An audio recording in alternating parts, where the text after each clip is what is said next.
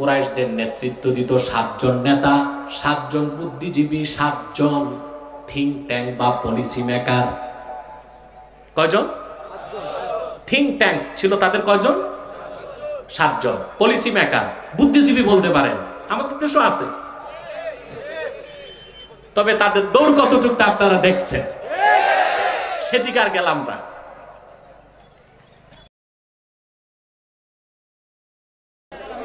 إن الحمد لله نحمده ونستعينه ونستغفره ونعوذ بالله من شرور أنفسنا ومن سيئات أعمالنا من يهده الله فلا مضل له ومن يضلله فلا هادي له ونشهد أن لا إله إلا الله وحده لا شريك له ونشهد أن سيدنا وحبيبنا ومولانا محمدا عبد الله ورسوله صلى الله عليه وعلى آله وصحبه وسلم الذي أكمل الله به قصر النبوة أي ختم الله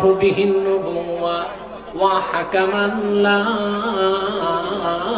نبي بعده وأعلن في القرآن بالبرهان أن محمدا صلى الله عليه وسلم خاتم النبيين والمرسلين الذي أرسله بالحق بشيرا ونذيرا وداعيا إلى الله بإذنه وسراجا منيرا فقد قال الله تعالى في كلامه المجيد والفرقان الحميد أعوذ بالله من الشيطان الرجيم بسم الله الرحمن الرحيم ألف لام ميم ذلك الكتاب لا ريب فيه هدى للمتقين صدق الله العظيم وصدق رسوله النبي الحبيب الكريم ونحن على ذلك من الشاهدين والشاكرين والحمد لله رب العالمين إن الله وملائكته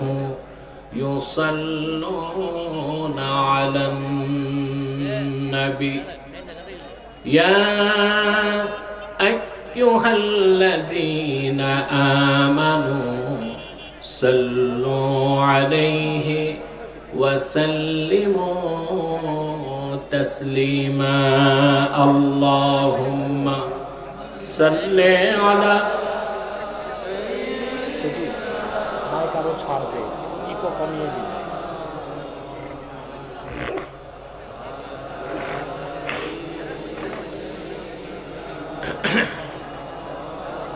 time কত এখন সময় জবান করে পড়ুন আল্লাহুম্মা সাল্লি আলা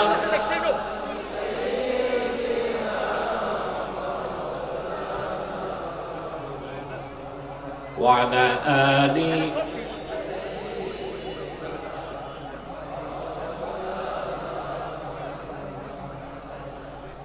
मेरा दिल तड़प रहा है मेरा जल रहा है सीना ये दवा वही मिलेगी मुझे ले चलो मदीना अल्लाह اللهم صل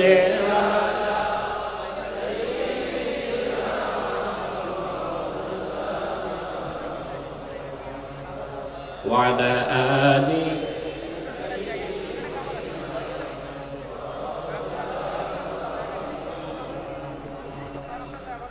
मदीने की हवा से जन्नती बू आती है, खाके पाके मदीना में नूरे जन्नत चमकती है। अल्लाहुम्मा सल्ले अला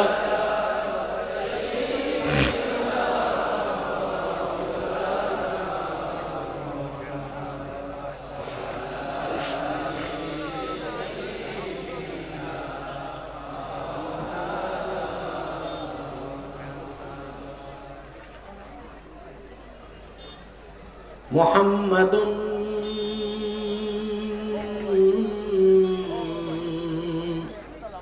रसूलुल्लाहि सल्लल्लाहु अलैहि वसल्लम खतमल्लाहु बिहिन नुबुव्वा व हकमन ला नबिय्य बअदहु बलगल उला बिकमालिही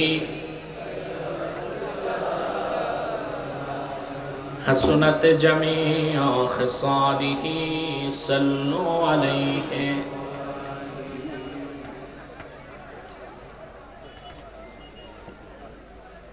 আনোরপুর ২০ ঘর ও বৃহত্তর এলাকাবাসীর উদ্যোগে আয়োজিত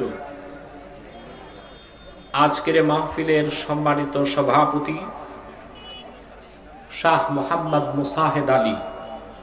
মুশাহিদ আলী বারাকাল্লাহু ফি উমরিহি ওয়া হাদাহুল্লাহু হিদায়াতাল ইসলাম। হাজারাত উলামায়ে কেরাম, তুলাবায়ে ইজাম, দিনের বেলা দুপুর বেলা বিভিন্ন প্রান্ত থেকে ছুটে আসা আমার দিনদার মুসলমান ভাই ও বন্ধুগণ, সকলকে অন্তরের অন্তঃস্থল থেকে জ্ঞাপন করছি মুবারক। সবটুকুন শুকরিয়া আল্লাহ সুবহানাহু ওয়া তাআলার জন্যে, যিনি আজকের এই বরকতপূর্ণ মাহফিলে আমাদেরকে আসার বসার তৌফিক দয়া করে ভিক্ষা দান করেছেন। সেজন্য আসুন আমরা সকলে একবার অবনত চিত্তে হৃদয়ের আবেগ অনুভূতি উজাড় করে সমবেত কণ্ঠে বলি আলহামদুলিল্লাহ। অগণিত অসংখ্য দরুদ ও সালাম আল্লাহর সৃষ্টির প্রধান আকর্ষণ, বিশ্ব সভার সভাপতি, সকল নবী রাসূলগণের মাথার তাজ, শামসুল হিদায়াত, বদরুদ্দুজা, সাইয়্যিদুস সাকালাইন, ইমামুল মুরসালিন, খাতামুন নবিয়্যিন ওয়াল মুরসালিন, আফতাবে নবুওয়াত, শাহানশাহে রিসালাত, সরকারে দো জাহাঁ, সুলতানুল মদিনা, নবিয়ুল আম্বিয়া, হুজুরে আকরাম, নূরে মুজাসসাম, নূরুন আলা নূর, সাইয়্যিদিনা হাবিবিনা শাফিঈনা মাওলানা মুহাম্মদ সাল্লাল্লাহু আলাইহি ওয়াসাল্লামার উপর আল্লাহ জাল্লা যিকরু, যাকে আজ থেকে ১৫০০ বছর আগে প্রেরণ করেছেন, সর্বশ্রেষ্ঠ ও সর্বশেষ নবী ও রাসূল হিসেবে, যার পরে আজ পর্যন্ত পৃথিবীতে অবশ্যই কোন প্রকার নবী কিংবা রাসূল অবশ্যই আসে নাই, অবশ্যই এখনো নাই, অবশ্যই কিয়ামত পর্যন্ত আসবে না। সম্মানিত সুধী, আপনারা অনেকক্ষণ যাবত অপেক্ষায় ছিলেন, আমি আপনাদের ক্ষমা সুন্দর দৃষ্টি কামনা করি। আমি একটু আগেই আসতাম, কিন্তু কুয়াশার কারণে লো ভিজিবিলিটিতে আমার আসার কথা ছিল হেলিকপ্টারে, আমি সেটা ক্যান্সেল করেছি। আমি যদি মাহফিলে আসতে পারি, আমি একটু কষ্ট বরদাস্ত করেছি, বাইয়ার এসেছি, সেজন্য আমাকে একটু দেরি হয়েছে। আপনারা একটি জিনিস দেখতে পেলেন, যারা নিন্দুক এবং হিংসুক, বিশুদ্ধগারকারী, সমালোচনাকারী, তারা অনেক সময় বলে থাকে হেলিকপ্টার দেখতে, তামাশা দেখতে মানুষ আসে। আজকে তাদের গালে আজকের মাহফিল একটা চপেটা ঘাট। হেলিকপ্টার দেখতে আসে না, আলোচকের চেহারা দেখতে আসে না, মানুষ আসে আল্লাহর কোরআনের আকর্ষণে। ঠিক কিনা বলেন? আমি দেরিতে এসেছি, তারপরও শুধুমাত্র কোরআন কারীমের বরকতে মাহফিলটি দিনের বেলা জনসমুদ্রের রূপ নিয়েছে। আলহামদুলিল্লাহ বলেন। এতে আপনারা খুশি না বেজার? সময় যেহেতু অত্যন্ত সংক্ষিপ্ত, আর আসর নামাজের আগেই আমাদেরকে মুনাজাত করতে হবে। মাইকম্যানকে বলো এক পাশের আওয়াজ আমার কানে লাগতেছে, এটা ঘুরিয়ে সেটিং করে দিবে। আজকে আমরা কোরআন কারীম সূরাতুল বাকারা থেকে কয়েকটি আয়াত তেলাওয়াত করেছি। আমাদের ঈমান আকীদাকে দুরস্ত করার জন্য, ব্যক্তি জীবন, সমাজ জীবন, রাষ্ট্র জীবন, সংসার জীবন, জীবনের প্রতিটি দিককে আলোকিত এবং সমুজ্জ্বল করার জন্য এই কয়েকটি আয়াতকে কেন্দ্র করে নির্ভরযোগ্য মুফাসসিরগণের দৃষ্টিকোণ থেকে আমি কিছু কথা আপনাদের সামনে তুলে ধরার চেষ্টা করব। যদি আমার মালিক আল্লাহ সুবহানাহু ওয়া তাআলা আমাকেও আপনাদেরকে তৌফিক ভিক্ষা দান করেন, বলুন আল্লাহুম্মা আমিন। ভূমিকাতে ছোট্ট দুটো কথা। লক্ষ লক্ষ টাকা খরচ করে ওয়াজ মাহফিল করে লাভ কি? এটা একটা প্রশ্ন। কেন আমরা আসি? কেন আমরা বসে থাকি? প্রশ্নটা আমাদের নয়, সংশয়বাদীদের, নৈরাজ্যবাদীদের, দ্বীন ইসলামের বিশ্বাস যাদের নেই তাদের। কেন আসি আমরা?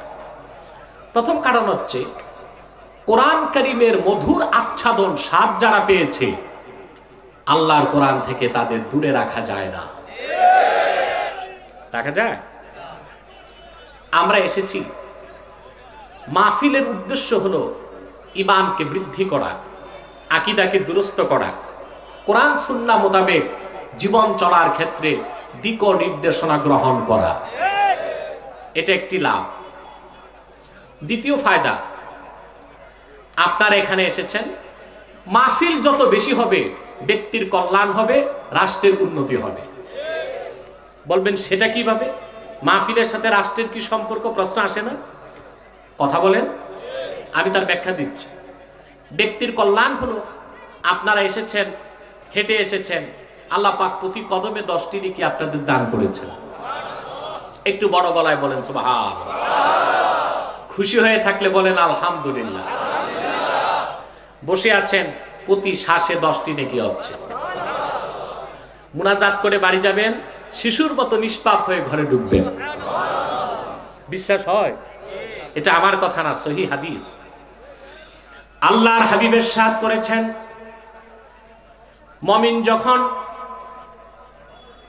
ইলমে দ্বীন শিখার জন্য ঘর থেকে বের হয়ে যায়, ওয়ায়াস্তাগফিরু লাহু মান ফিস সামাওয়াতি ওয়াল আরদ হাত্তাল হিতানি ফিল মা, আকাশে জমিনে আল্লাহর যত সৃষ্টি আছে, এমনকি নদী আর সমুদ্রের অগণিত মাছ, আমার উম্মতের জন্য আল্লাহ রাব্বুল আলামিনের কাছে গুনাহ মাফের দোয়া করতে থাকে।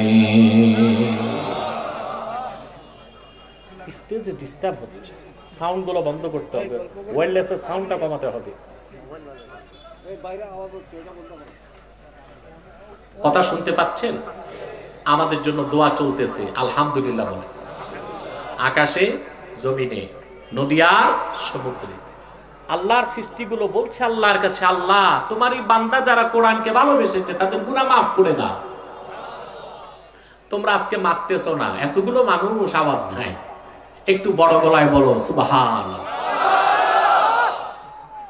না খেয়ে আসছো? না খেয়ে কথা বলে।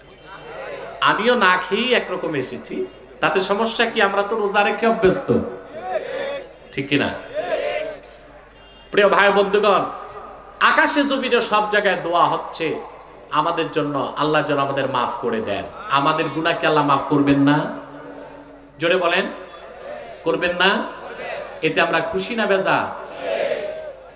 এটা আমাদের ব্যক্তি কল্যাণ, আমাদের ঈমান বাড়বে, চরিত্র ঠিক হবে, উন্নত চরিত্রের অধিকারী হব, গুনাহ থেকে বাঁচবো, ঈমান বৃদ্ধি পাবে, জীবনটা হবে একটু উজ্জ্বল জীবন।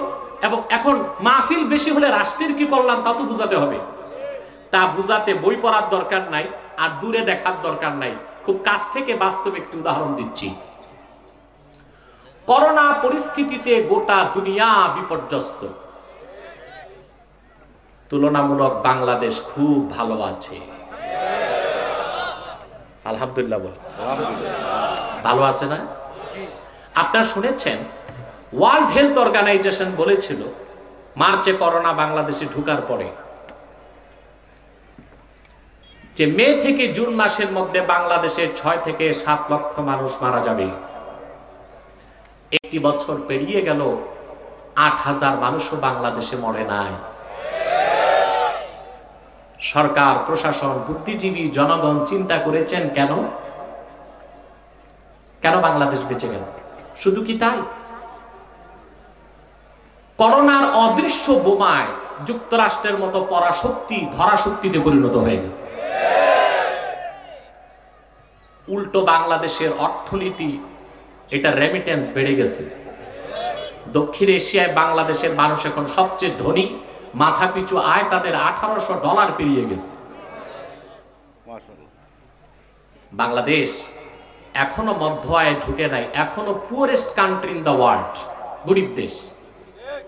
কিন্তু বাংলাদেশ করোনা থেকে বেঁচে গেল কেন? তার মূলভূত কারণ হলো আল্লাহর কোরআনের বরকত। আরব বিশ্বকে বাদ দিলে সোনার বাংলায় যত মাহফিল হয় কোরআনের, পৃথিবীর কোথাও এত হয় না। লক্ষ লক্ষ মসজিদে প্রতিদিন 5 বার আজানের ধ্বনি হচ্ছে।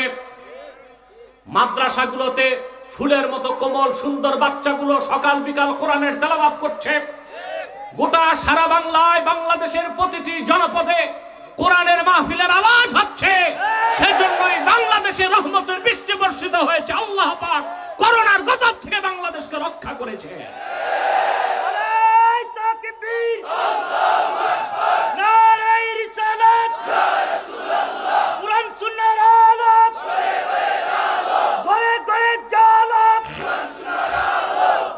তাহলে কোরআনের মাহফিল যত হবে দেশের কল্যাণ তত বাড়বে। আমি প্রশাসনকে সবিনয় অনুরোধ করব, বাংলাদেশের সব মাহফিলগুলোর অনুমতি দিয়ে দিন, সিনেমা হলগুলো বন্ধ করে দিন, মাদ্রাসাগুলো খুলে দিন, আর বিভাগীয় নাইট ক্লাবগুলো বন্ধ করে দেন। রহমত আরো বাড়বে, সোনার বাংলা সত্যিকার সোনার বাংলায় পরিণত হয়ে যাবে। আর একমাত্র আল্লাহর কোরআনের ছোঁয়াতেই সম্ভব, ঠিক কিনা বলেন?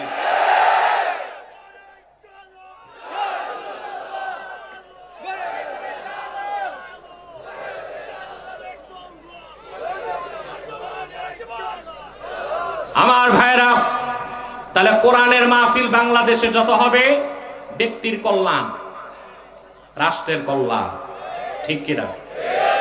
আমি বিভাগীয় কমিশনার, পুলিশ সুপার, জেলা প্রশাসক, আমাদের মুশাহেদ সাহেব সহ বিশ্বনাথ থানা কর্তৃপক্ষকে ধন্যবাদ জ্ঞাপন করছি। তাদের জন্য হৃদয় থেকে দোয়া করছি, যারা আল্লাহর কোরআনের মাহফিলের এই প্ল্যাটফর্ম সাজাবার সুযোগ করে দিয়েছে। বলেন আল্লাহুম্মা আমিন। আমরা দোয়া করব। কোরআনের পক্ষে যার অবস্থান, তার দল কি আমরা তা দেখবো না, সে মুসলমান, তার জন্য আমরা দোয়া করব ইহকালের এবং পরকালের, ঠিক কিনা? এই দোয়া আমরা হৃদয় থেকে করব। প্রিয় ভাই বন্ধুগণ, আর দেরি নয়, সরাসরি মূল আলোচনায় প্রবেশ করছি। আমার সঙ্গে আপনারাও তিলাওয়াত করুন, যেন প্রতিটি অক্ষরের নূর আল্লাহ পাক আমাদের হৃদয়ে উদ্ভাসিত করে দেন। বলেন আল্লাহুম্মা আমিন। পড়ুন আউযু বিল্লাহি মিনাশ শাইতানির রাজীম। বিসমিল্লাহির রাহমানির রাহিম। আলিফ লাম মিম। যালিকাল কিতাবু লা রাইবা ফীহি হুদাল লিল মুত্তাকিন। সাদাকাল্লাহুল আযীম। পড়ুন সাদাকাল্লাহুল আযীম। ওয়া সাদাকা রাসূলুহুন নাবিয়্যুল হাবিবুল কারীম। ওয়া নাহনু আলা যালিকা মিনাশ শাহিদিন। ওয়াশ শাকিরিন ওয়াল হামদু লিল্লাহি রাব্বিল আলামিন। সূরাতুল বাকারার শুরুতেই আল্লাহ পাক কয়েকটি অক্ষর নাজিল করলেন, আলিফ লাম মিম, তিনটি অক্ষর।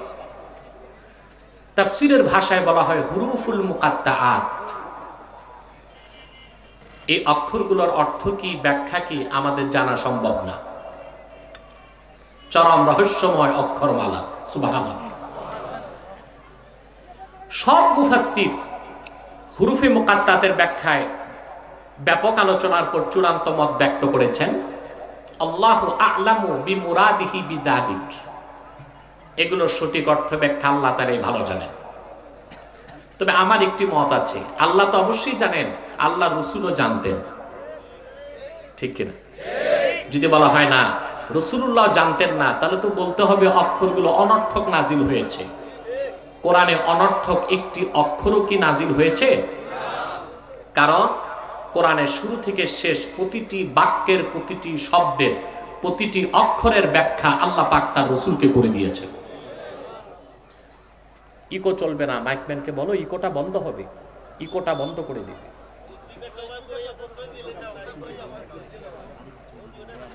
না, দেয়ালে যদি বাড়ি খায়, আমার তো কানে লাগতেছে, ইকো বন্ধ, সাউন্ড বাড়বে, স্টেজে সাউন্ড বাড়বে। আমার দিকে তাকান। কোরআন কারীমের কোন বাক্যের শব্দের এমন অক্ষর আছে যা আল্লাহ তার রাসূলকে বুঝান নাই?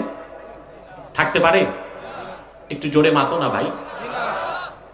আল্লাহ কোরআনে বলেছেন, লা তুহাররিক বিহি লিসানাকা লিতা'জালা বিহি ইন্না আলাইনা জামআহু ওয়া কুরআনাহু।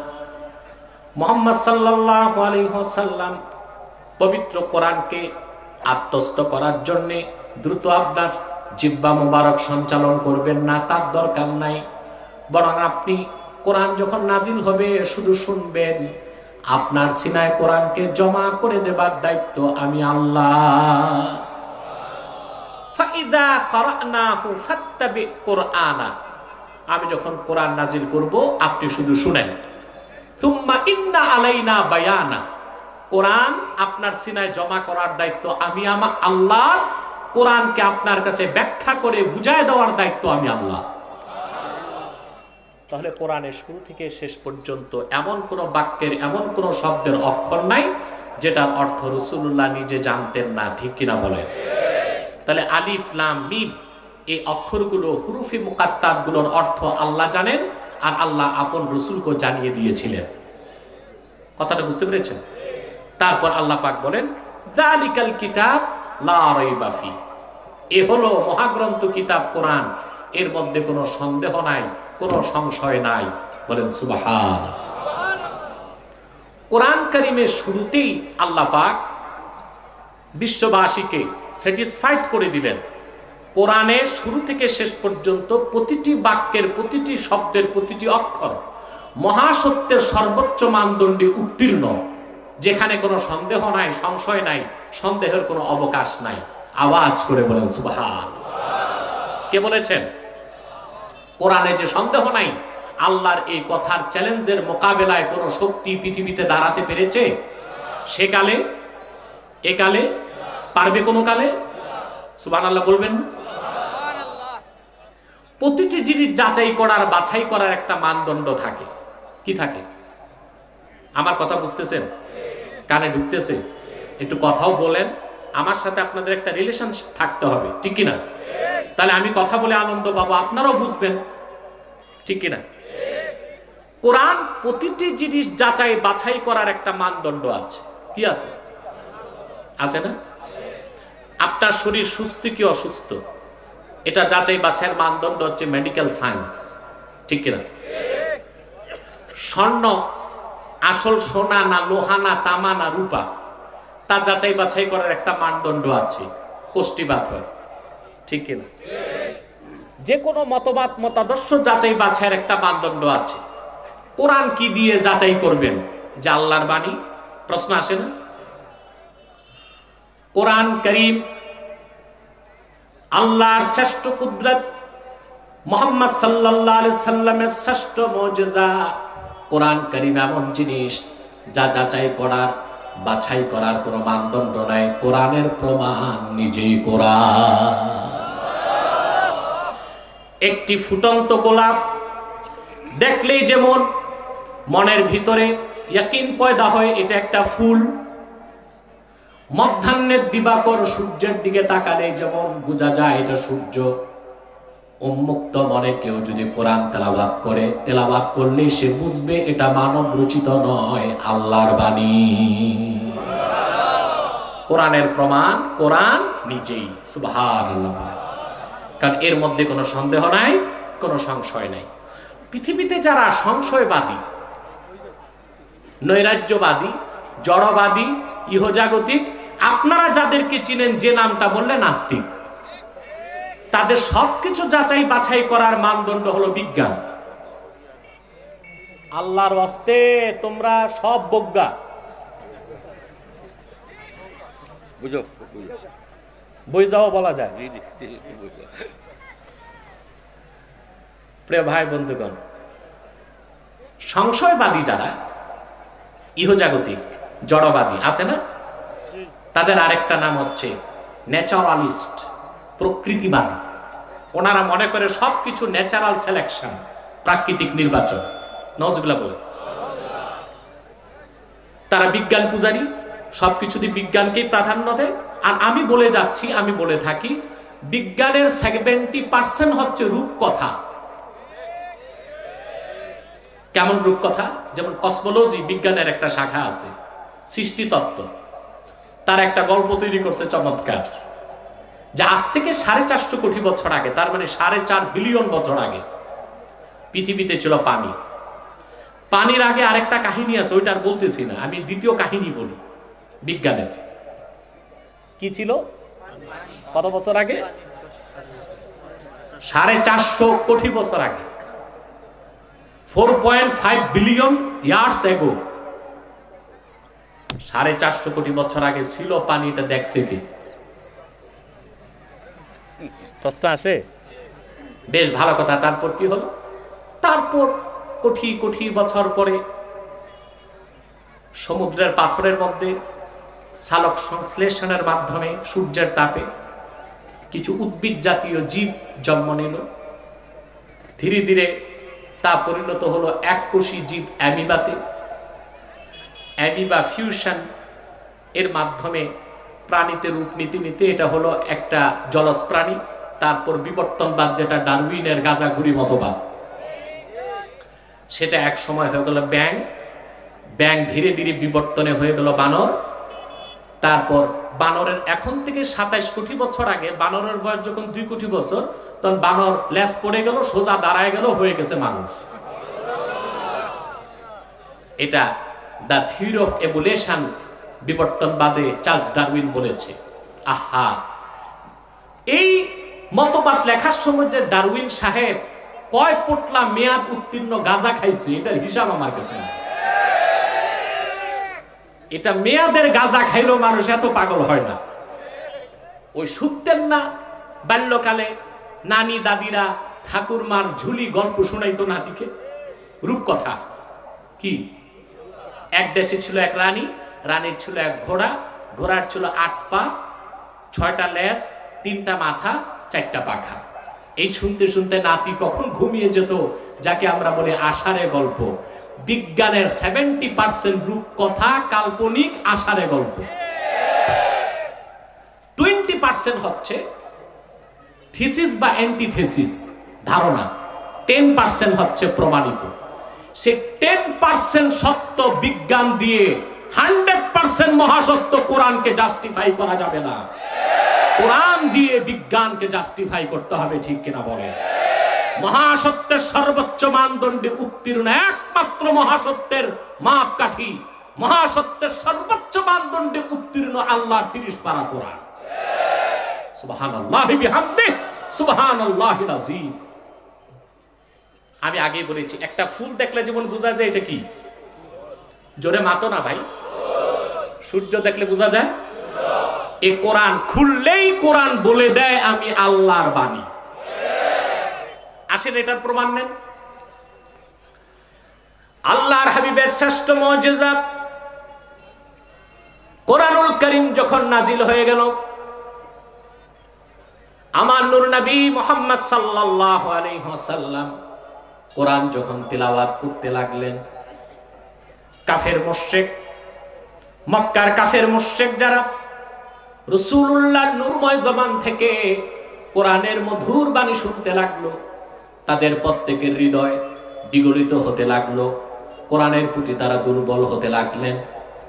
আসাহুস সিয়ার, সিরাতের কিতাবে হযরত আব্দুর রব দানাপুরী রাহমাতুল্লাহ লিখেছেন, মক্কার কুরাইশ নেতা Abu Jahl, Utba, Shaiba, Mughira, Abul Bukhtari, Abu Sufyan, আপনারা অবাক হবেন, কুরাইশদের নেতৃত্ব দিত 7 জন নেতা, 7 জন বুদ্ধিজীবী, 7 জন থিঙ্ক ট্যাঙ্ক বা পলিসি মেকার। কয়জন? থিঙ্ক ট্যাঙ্কস ছিল তাদের কয়জন? 7 জন। পলিসি মেকার, বুদ্ধিজীবী বলতে পারেন, আমাদের দেশও আছে, তবে তাদের দৌড় কতটুকু আপনারা দেখছেন, সেদিকে আর গেলাম না। তো কুরাইশদের বুদ্ধিজীবী ছিল 7 জন। কয়জন? নেতৃত্বে চিফ অফ কমান্ড ছিল আবু জাহেল, সেকেন্ড ইন কমান্ড ছিল Abu Safwan, Abul Hakam, third in command ছিল আবু সুফিয়ান। এভাবে 7 নেতা কুরাইশদের পরিচালনা করত। দুনিয়ার শ্রেষ্ঠ জাতি কুরাইশদের নেতৃত্বে ছিল, তাদের ভাষায়, মুশরিকদের ভাষায় 7 স্টার। কয় নেতা? 7 নেতা। নেতাও যেন তেন নেতা নয়। ইতিহাস বলে জাহিলি যুগে হায়ার এডুকেটেড, উচ্চ শিক্ষিত 17 জনের একজন ছিল আবু জাহেল। বিদ্যা, জ্ঞান, প্রজ্ঞা যথেষ্ট ছিল তার। আব্দুর রব দানাপুরী লেখেন, সারাদিন সে মক্কায় ঘুরে ঘুরে রাসূলুল্লাহর বিরোধিতা করত, কোরআনের বিরোধিতা করত। অপরদিকে সারা রাত সে কাবার চত্বরে দাঁড়িয়ে থাকতো রাসূলুল্লাহর জবান থেকে কোরআন শুনে তার কলিজা ঠান্ডা করার জন্য।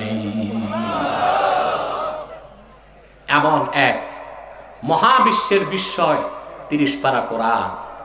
শুরুতেই আল্লাহ বলে দিলেন, যালিকাল কিতাব লা রাইবা ফি, এটা এমন এক নিদর্শন, এমন এক কিতাব যার মধ্যে কোনো সন্দেহ নাই, সংশয় নাই, সন্দেহের কোনো অবকাশ নাই। বলেন সুবহান। রাসূল করিম সাল্লাল্লাহু আলাইহি সাল্লামের এক সাহাবী মক্কাতে হাঁটতেছেন আর কোরআন তেলাওয়াত করতেছেন। এটা আসহাবে কেরামের অভ্যাস ছিল, তারা হাঁটতে, চলতে, ফিরতে কোরআন তেলাওয়াত করতেন। আর আমাদের যুবকদের অভ্যাস হাঁটতে, চলতে, ফিরতে গান গায়, ঠিক কিনা? কেউ সারেগামা, কেউ হিন্দি, আর কেউ পাশ্চাত্যের গান গায়, ঠিক কিনা? আমাদের দেশে, স্বাধীন বাংলাদেশে কখনোই বিজাতিদের পক্ষে সামরিক আগ্রাসন চালানো সম্ভব হবে না। তারা এখন যে আগ্রাসন চালাচ্ছে বিজাতিরা বাংলাদেশে, বাংলাদেশের রিজিম চেঞ্জ করার জন্য, সেটা হলো কালচারাল অ্যাটাক, সাংস্কৃতিক আগ্রাসন। কি আগ্রাসন? বাংলাদেশে তারা চালু করেছে ভ্যালেন্টাইন্স ডে, বিশ্ব ভালোবাসা দিবস নামের বিশ্ব বেহায়া দিবস। তারপর চালু করেছে কি 31st নাইট, ঠিক কিনা? এ কি আমাদের মুসলমানের সংস্কৃতি না পাশ্চাত্যের সংস্কৃতি? আগে আপনারা বৈশাখ মাসে পালন করতেন, মেলা করতেন, ঠিক কিনা? বাড়িতে ভালো রান্না বান্না করতেন, হাল কাতা খুলতেন, মিলাদ মাহফিল করে দোকান চালু করতেন, এটা তো ভালো কাজ। এভাবে বৈশাখ পালনের সমস্যা নাই। কিন্তু এখন কিছু উদ্ভট মস্তিষ্কের উর্বর চিন্তা থেকে কিছু যুবক আবিষ্কার করেছে মঙ্গল শোভাযাত্রা। বানর, হনুমান, হুতুম পেঁচা, হাতে হিন্দুদের মতো শাক, মাথায় তিলক, বাসন্তী কালারের শাড়ি পরে সব উলুধ্বনি দিয়া বের হয়। এটা মুসলমানের সংস্কৃতি নয়, এটা হিন্দুদের হিন্দুয়ানি সংস্কৃতি। মুসলমান তা বরদাস্ত করতে পারে না। আমাদের সাংস্কৃতিক আগ্রাসনকে ঠেকাতে হবে আল্লাহর কোরআন দিয়ে, ঠিক কিনা বলেন? আমরা প্রথম পরিচয় মুসলমান, দ্বিতীয় পরিচয় আমরা বাংলাদেশী, ঠিক কিনা বলেন? আমাদের সংস্কৃতি উৎসারিত হবে ইসলামের ইতিহাস ঐতিহ্য থেকে। এর বাইরের কোন সংস্কৃতিকে মুসলমান অ্যাকসেপ্ট করতে পারে না, মেনে নিতে পারে না। অতএব যুবকরা, চলতে ফিরতে গান গাইবেন না, পারলে একটু কোরআন তেলাওয়াত করবেন, দরুদ সালাম করবেন। সুবহান, কি পড়বেন? দরুদ সালাম আর কোরআন তেলাওয়াত। রাসূলুল্লাহর উপর একবার দরুদ পড়বেন, 10টা গুনাহ মাফ হয়ে যাবে, 10টা রহমত পাবেন, 10টা স্তর আপনার বেড়ে যাবে। সুবহান। হাঁটতে চলতে ফিরতে দরুদ পড়বেন, ঠিক কিনা? আরবে এক লোক দুধ বিক্রি করতেছে, দুধ। লোকটা দুধ বিক্রি করতেছে আর ডাকতেছে মানুষকে দুধ খাওয়ার জন্য। কিভাবে শুনলে অবাক হবেন। আমাদের দেশে যে মাছ বিক্রি করে সে কি বলে ডাকে? মাছ মাছ মাছ, ঠিক কিনা? আলুওয়ালা আলু বলে ডাকে। হ্যাঁ, তারপরে কিছুদিন পর দেখবেন পাতিতে মোবাইল বিক্রি হবে। Mobile mobile mobile, iPhone, Android, Samsung চলবে এগুলো, ঠিক কিনা? যে যেটা বিক্রি করে সেটাই বলে ডাকে। আরবের সেই লোক পরহেজগার, সুবহানাল্লাহ। আমাদের অনুসরণ করতে হবে আরববাসীদের। তিনি দুধের গাড়ি ঠেলতেছেন আর লোককে ডাকতেছেন, ইশরাবুল হালিব সাল্লু আলাল হাবিব। রাসূলুল্লাহর উপর দরুদ পড়ো, দুধ পান করো। দুধ পান করো, বেশি বেশি নূর নবীর উপর দরুদ সালাম পড়ো। সুবহানাল্লাহ। কাস্টমারও পাচ্ছে, পকেটে টাকাও আসতেছে, দুধও বিক্রি হচ্ছে, ওয়াজ নসিহতের সওয়াবও হচ্ছে।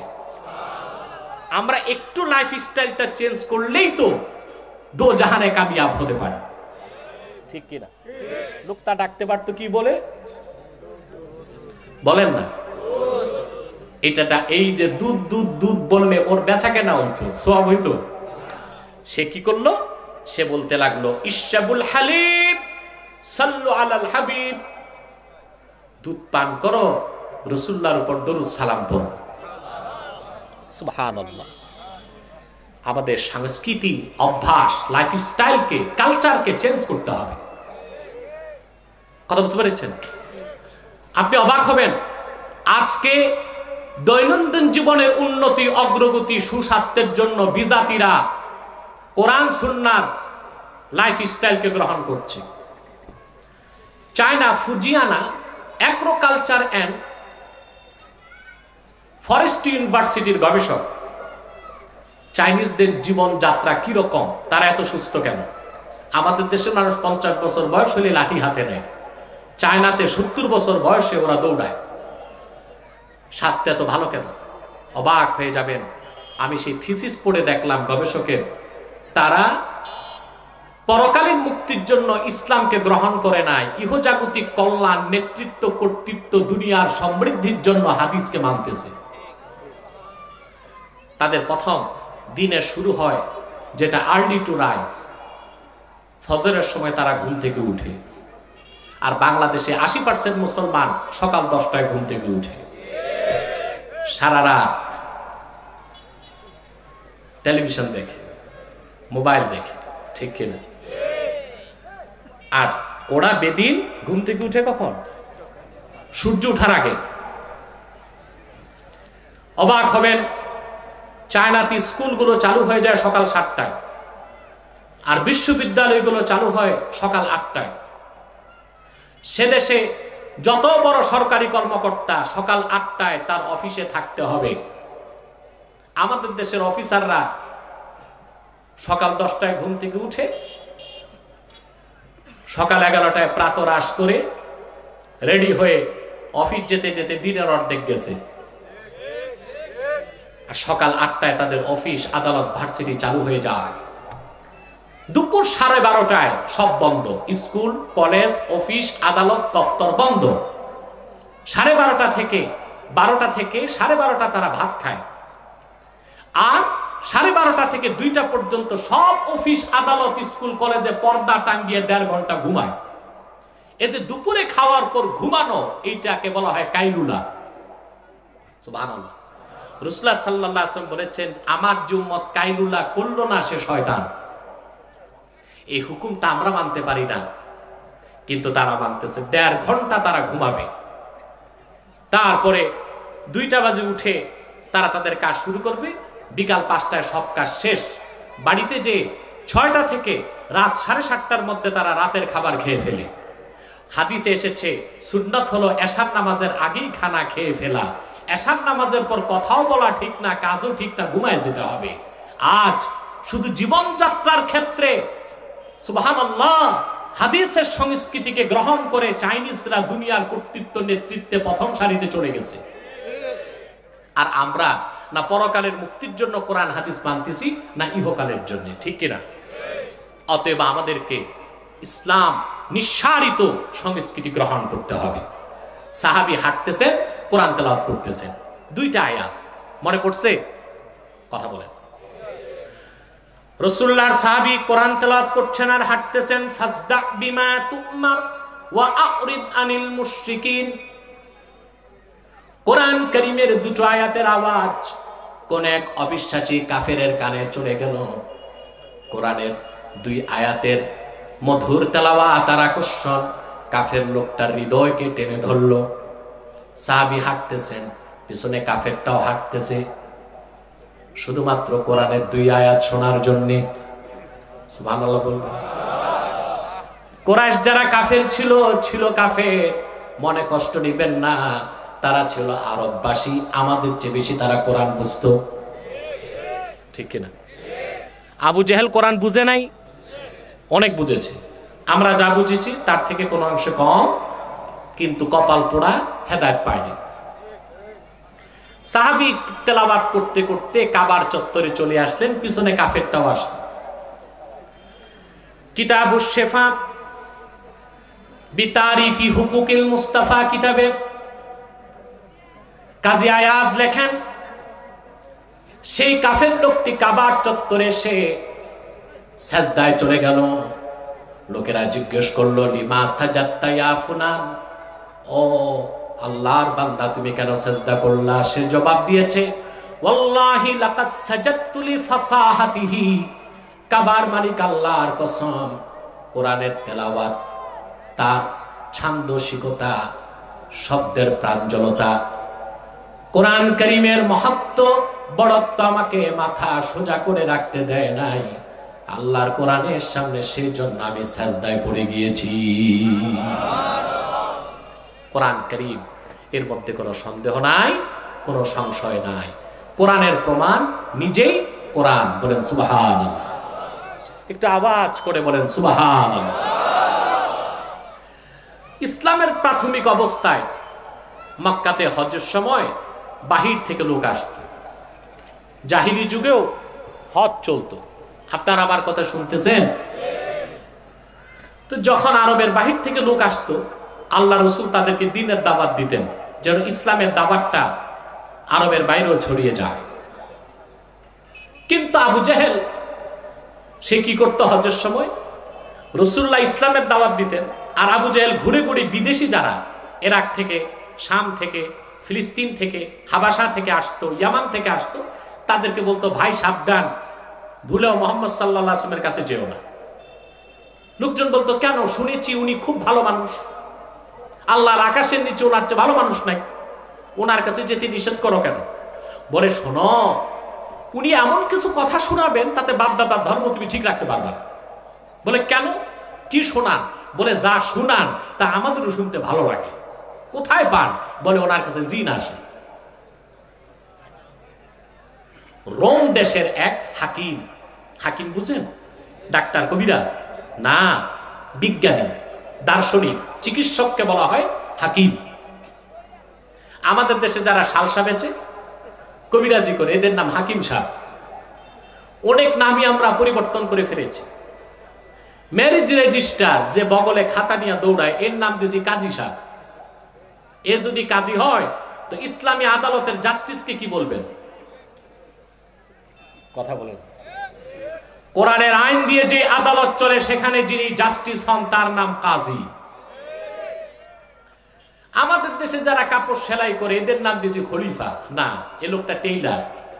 খলিফাকে ইসলামী স্টেটের চিফ এক্সিকিউটিভ, যিনি প্রধান নির্বাহী, তার নাম হবে খলিফা। কুখ্যাত ইংরেজ জাতি আমাদের অভিজাত শব্দগুলোকে অপমান করার জন্য এই কুকর্মটা করে গেছে, আমরা তা পরিবর্তন করব এখন থেকে। টেইলারকে খলিফা বলবো না, ম্যারেজ রেজিস্ট্রারকে কাজী সাহেব বলবো না, মনে থাকবে? কথা বলে না, এগুলো সংশোধন করতে হবে, আমাদেরকে করতে হবে, আমরা করলে সবাই মেনে নিবে, ঠিক কিনা? আমার প্রিয় ভাই বন্ধুগণ, রোম দেশের হাকিম বলল, আমাকে তাইলে একটু মুহাম্মদ সাল্লাল্লাহু আলাইহি ওয়াসাল্লামের কাছে নিয়ে যাও, আমি চিকিৎসা করব, জিন আর আসবে না। চলো, আসছে আল্লাহ রাসূলের কাছে। সুবহানাল্লাহ, আমার নূর নবী নিজেই ছিলেন মুজিজা।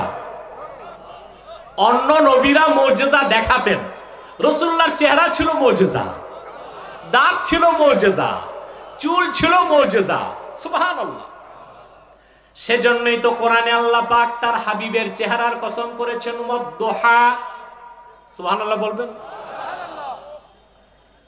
রাসূলুল্লাহর চেহারা কত সুন্দর ছিল। অনেক কাফের মুশরিক রাসূলুল্লাহর চেহারা দেখে মুসলমান হয়ে গেছে।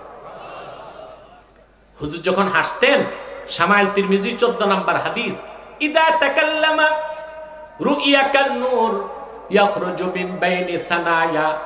রাসূলুল্লাহ যখন কথা বলতেন বেহেশতের হাসি আসতেন, যখন বেহেশতের হাসি আসতেন দুই দাঁতের মাঝখান থেকে নূর বের হয়ে যেত। আরেকটু জোরে সুবহানাল্লাহ বলবেন। সহিহ বুখারী 2য় খণ্ড 910 পৃষ্ঠার হাদিস। আনাস বিন মালিক বলেন, রাসূলুল্লাহকে দেখলাম হাত তুলে দোয়া করতেছেন খালেদা সাইফুল্লাহর জন্য।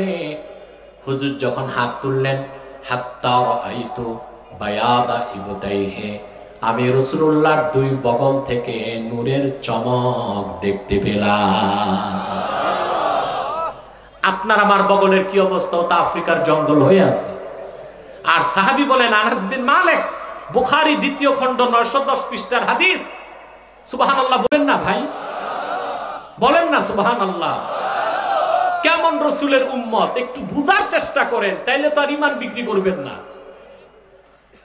সাহাবী বলেন, রাসূলুল্লাহ হাত তুললেন, হাত্তা রাআইতু বায়াদা ইবতাইহি, আমি আল্লাহ রাসূলের দুই বগল থেকে নূরের চমক দেখতে পেলাম। হাকিম গেছে রাসূলুল্লাহর কাছে, জিন সরাবে। কি সরাবে? রোম দেশের হাকিম। হাকিম মানে কবিরাজ না, বিজ্ঞানী, দার্শনিক, তাবিব, বড় চিকিৎসক। আল্লাহর হাবিবের চেহারা মোবারক দেখেই বুঝলেন তিনি সাধারণ কেউ নন। আল্লাহর হাবিবের কাছে যে বললেন, ইয়া রাসূলুল্লাহ, ইয়া হাবিবাল্লাহ, মানব জাতিকে আপনি কিসের দাওয়াত দেন? আল্লাহ রাসূল ছোট্ট একটা খুতবা পড়ে কোরআনের আয়াত তেলাওয়াত করলেন সূরা আহজাব থেকে, ইয়া আইয়ুহান নাবিয়্যু ইন্না আরসালনাকা শাহিদান ওয়া মুবাশশিরান ওয়া নাযীরা ওয়া দাঈয়ান ইলাল্লাহি বিইذনিহি ওয়া সিরাজাম মুনীরা। রাসূলুল্লাহ নূরময় জবান থেকে কোরআন কারীমের এতটুক শোনার সঙ্গে সঙ্গে সেই রোম দেশের দার্শনিক বিজ্ঞানীর মাথাটা নত হয়ে গেল। সে বলল, মুহাম্মদ সাল্লাল্লাহু আলাইহি ওয়াসাল্লাম, আমার প্রাণ ঠান্ডা হয়ে গেছে, মন তো ভরে নেই, আরেকবার শোনা। আল্লাহু আকবার। সাউন্ডটা কমে গেছে। আল্লাহর হাবিব আরেকবার শোনালেন। রোম দেশের চিকিৎসক বলল, ইয়া রাসূলুল্লাহ, আমার প্রাণটা জুড়ায় নাই, আরেকবার শোনায় দেন। রাসূলুল্লাহ 3 বার শোনালেন। এবার সে আর দেরি করলো না, রাসূলুল্লাহকে বলল, হাতি ইয়াদাক উবাইউকা ইয়া রাসূলুল্লাহ। হুজুর, আপনার নুরানি হাত বাড়িয়ে দিন, আমি আর দেরি করতে চাই না। আপনার হাতে হাত রেখে এখনই আমি শাহাদা পড়ে মুসলমান হয়ে যাব। আবু জেহেলের মাথায় তো আকাশ ভেঙে পড়ছে। আনলাম চিকিৎসা করতে, আর মুহাম্মদ সাল্লাল্লাহু আলাইহি ওয়াসাল্লাম তার চিকিৎসা করে দিলেন। আবু জেহেল বলতে লাগলো, আচ্ছা ভাই, তুমি তো জ্ঞানীগুণী মানুষ, রোম দেশের বড় দার্শনিক, বিজ্ঞানী, জ্ঞানী, মুহাম্মদ সাল্লাল্লাহু আলাইহি ওয়াসাল্লাম কোরআন যে পড়লেন, তুমি কি পাইছো? কেন মুসলমান হয়ে গেছে? সেই হাকিম জবাব দিল, শোনো আবু জেহেল, ওয়াল্লাহি লাকাদ সামি'তু কাওলাল কাহানা ওয়া কাদ সামি'তু কাওলাশ শুআরা। কাবার মালিক আল্লাহর কসম রে আবু জেহেল, জীবনে বহু গণকের কথা শুনেছি, বড় বড় কবিদের কবিতা পড়েছি, দার্শনিকদের প্রজ্ঞাপূর্ণ ভাষণ শুনেছি। কোরআন যে শুনলাম তা গণকের কথা নয়, কবির কথা নয়, মানুষের রচনা নয়। যখন কোরআন শুনছিলাম মনে হলো মুহাম্মদ সাল্লাল্লাহু আলাইহি সাল্লাম মহাসমুদ্রের অতল তলদেশ থেকে মূল্যবান মণি মুক্তা আমার কানে ঢেলে দিচ্ছে। বেশক মুহাম্মদ সাল্লাল্লাহু আলাইহি সাল্লাম যা বলেছেন এটা আল্লাহর কালাম, আল্লাহর বাণী, তাতে কোনো সন্দেহ নাই। বলেন সুবহানাল্লাহ। লা রাইবা ফি। এই কিতাবের শুরু থেকে শেষ পর্যন্ত কোন একটি বাক্যের, একটি শব্দের, একটি অক্ষরে কোনো সন্দেহ নাই। মহাসত্যের সর্বোচ্চ মানদণ্ডে উত্তীর্ণ 30 পারা কোরআন। ব্যক্তি জীবন, সমাজ জীবন, রাষ্ট্রীয় জীবন, শিক্ষা জীবন, সাংস্কৃতিক জীবন, ইহকালীন সমস্ত কল্যাণ, পরকালীন মুক্তির সব কিছু আল্লাহ পাক প্রেসক্রাইব করে দিয়েছেন 30 পারা কোরআনে। সব কিছু আল্লাহ পাক বলে দিয়েছেন, নাজিল করে দিয়েছেন 1500 বছর আগে মুহাম্মদ সাল্লাল্লাহু আলাইহি সাল্লামের উপর অবতীর্ণ 30 পারা কোরআনে। বলেন সুবহান। এখন দেশ মক্কা ও মক্কার বাইরের লোক মুসলমান হতে লাগলো। আবু জাহেলের মাথা ঠিক নেই, সে শুধু গনে সব তো মুসলমান হয়ে যাচ্ছে। হামজা মুসলমান, আলী মুসলমান, সুবহানাল্লাহ। এক এক বেলাল মুসলমান হয়ে গেছে, আবু বকর মুসলমান হয়ে গেছে, ওমর মুসলমান হয়ে গেছে, উসমান মুসলমান হয়ে গেছে, কুরাইশ কলিজার টুকরা সব তো মুসলমান হয়ে যাচ্ছে। এবার আবু জেহেল ও তার আর বাকি 6 বুদ্ধিজীবী পলিসি মেকার যারা 7 জন বসে পরামর্শ করলো যে না, এখন কাজ একটাই, কোরআন শুনতে দেওয়া যাবে না মানুষকে, কারণ শুনলেই মুসলমান হয়ে যাবে। কোরআন শোনা থেকে কি করো, কথা বলে বিরত রাখো। সেই চক্রান্ত নতুন রূপে এখন আত্মপ্রকাশ করতে যাচ্ছে। বলেন না, সেন্সর করা হয়, এটা বলা যাবে, এটা বলা যাবে না। মাহফিল কমিটিকে উলঙ্গ করে দেওয়া হয়, শর্ত লিখতে লিখতে দিতে দিতে এই বেটারা মাথা নষ্ট হয়ে যায়। এটা করা যাবে, এটা করা যাবে না, এটা বলা যাবে, এটা বলা যাবে না, মাইক এতটা, সাউন্ড বক্স এতটা, ডিজে পার্টি হয়, কনসার্ট হয়, বৈশাখী মেলা হয়, তাতে শব্দ দূষণ হয় না। কোরআনের আওয়াজে শব্দ দূষণ খুঁজে পাও যারা, মুনাফিক ছাড়া কিছু হতে পারো না তোমরা।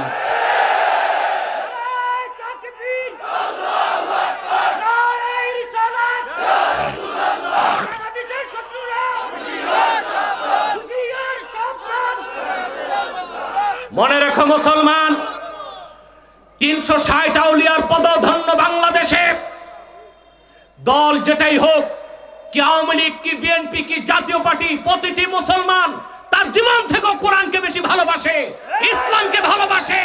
সেজন্য আমি বজ্রের সবটুকুন আওয়াজকে কেড়ে উদাত্ত কণ্ঠে বলছি বাম রাম নাস্তিকদেরকে, আগামীর বাংলাদেশ কোরআনের বাংলাদেশ, আগামীর বাংলাদেশ ইসলামের বাংলাদেশ, আগামীর বাংলাদেশ আলেম ওলামার নেতৃত্বের বাংলাদেশ হবেই হবেই হবে ইনশাআল্লাহ, তাতে সন্দেহ না। নারায়ে তাকবীর, নারায়ে রিসালাত, ইয়া রাসূলুল্লাহ, কোরআন সুন্নাহর আলাপ, করে করে জালাপ, আমার ভাইরা, আমার নূর নবী মুহাম্মদ সাল্লাল্লাহু আলাইহি ওয়াসাল্লামের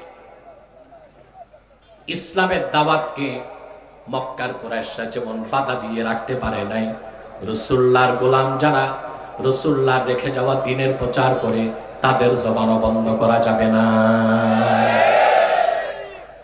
একটা সেন্সর দেওয়া যেতে পারে যে যা বলবেন কোরআন সুন্নাহ দিয়ে বলেন, মন গড়া বললেন না, এটা মানা যাবে, ঠিক কিনা?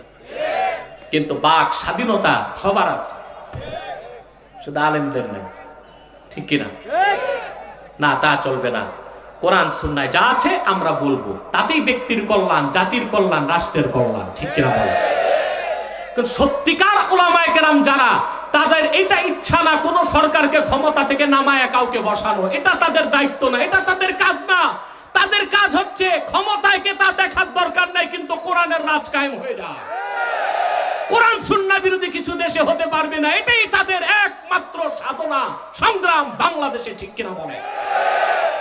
অতএব কোরআনের আওয়াজ যত বাড়বে, এত স্লোগান দিলে তো সময় পাবো না। কোরআনের আওয়াজ যত বাংলাদেশে বাড়বে, সমাজ রাষ্ট্রের তত পরিবর্তন হবে, ঠিক কিনা বলে?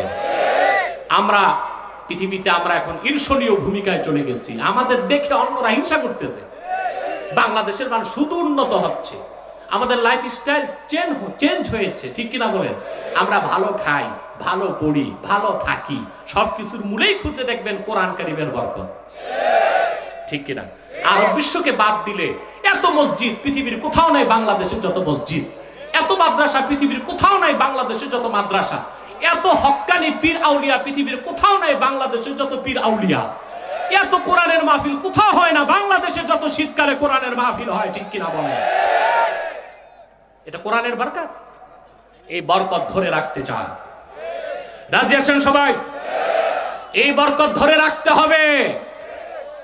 প্রিয় ভাই বন্ধুগণ, যে কথা বলছিলাম, কোরআনের আওয়াজকে বন্ধ করা কাফেরদের পক্ষে সম্ভব হয়। তখন তারা একটা বুদ্ধিজীবী, তো তারাও ছিল, বুঝেন নাই? তাদের একটা সংসদ ছিল, এটার নাম এসেছে দারুন নাদুয়া। কি নাম?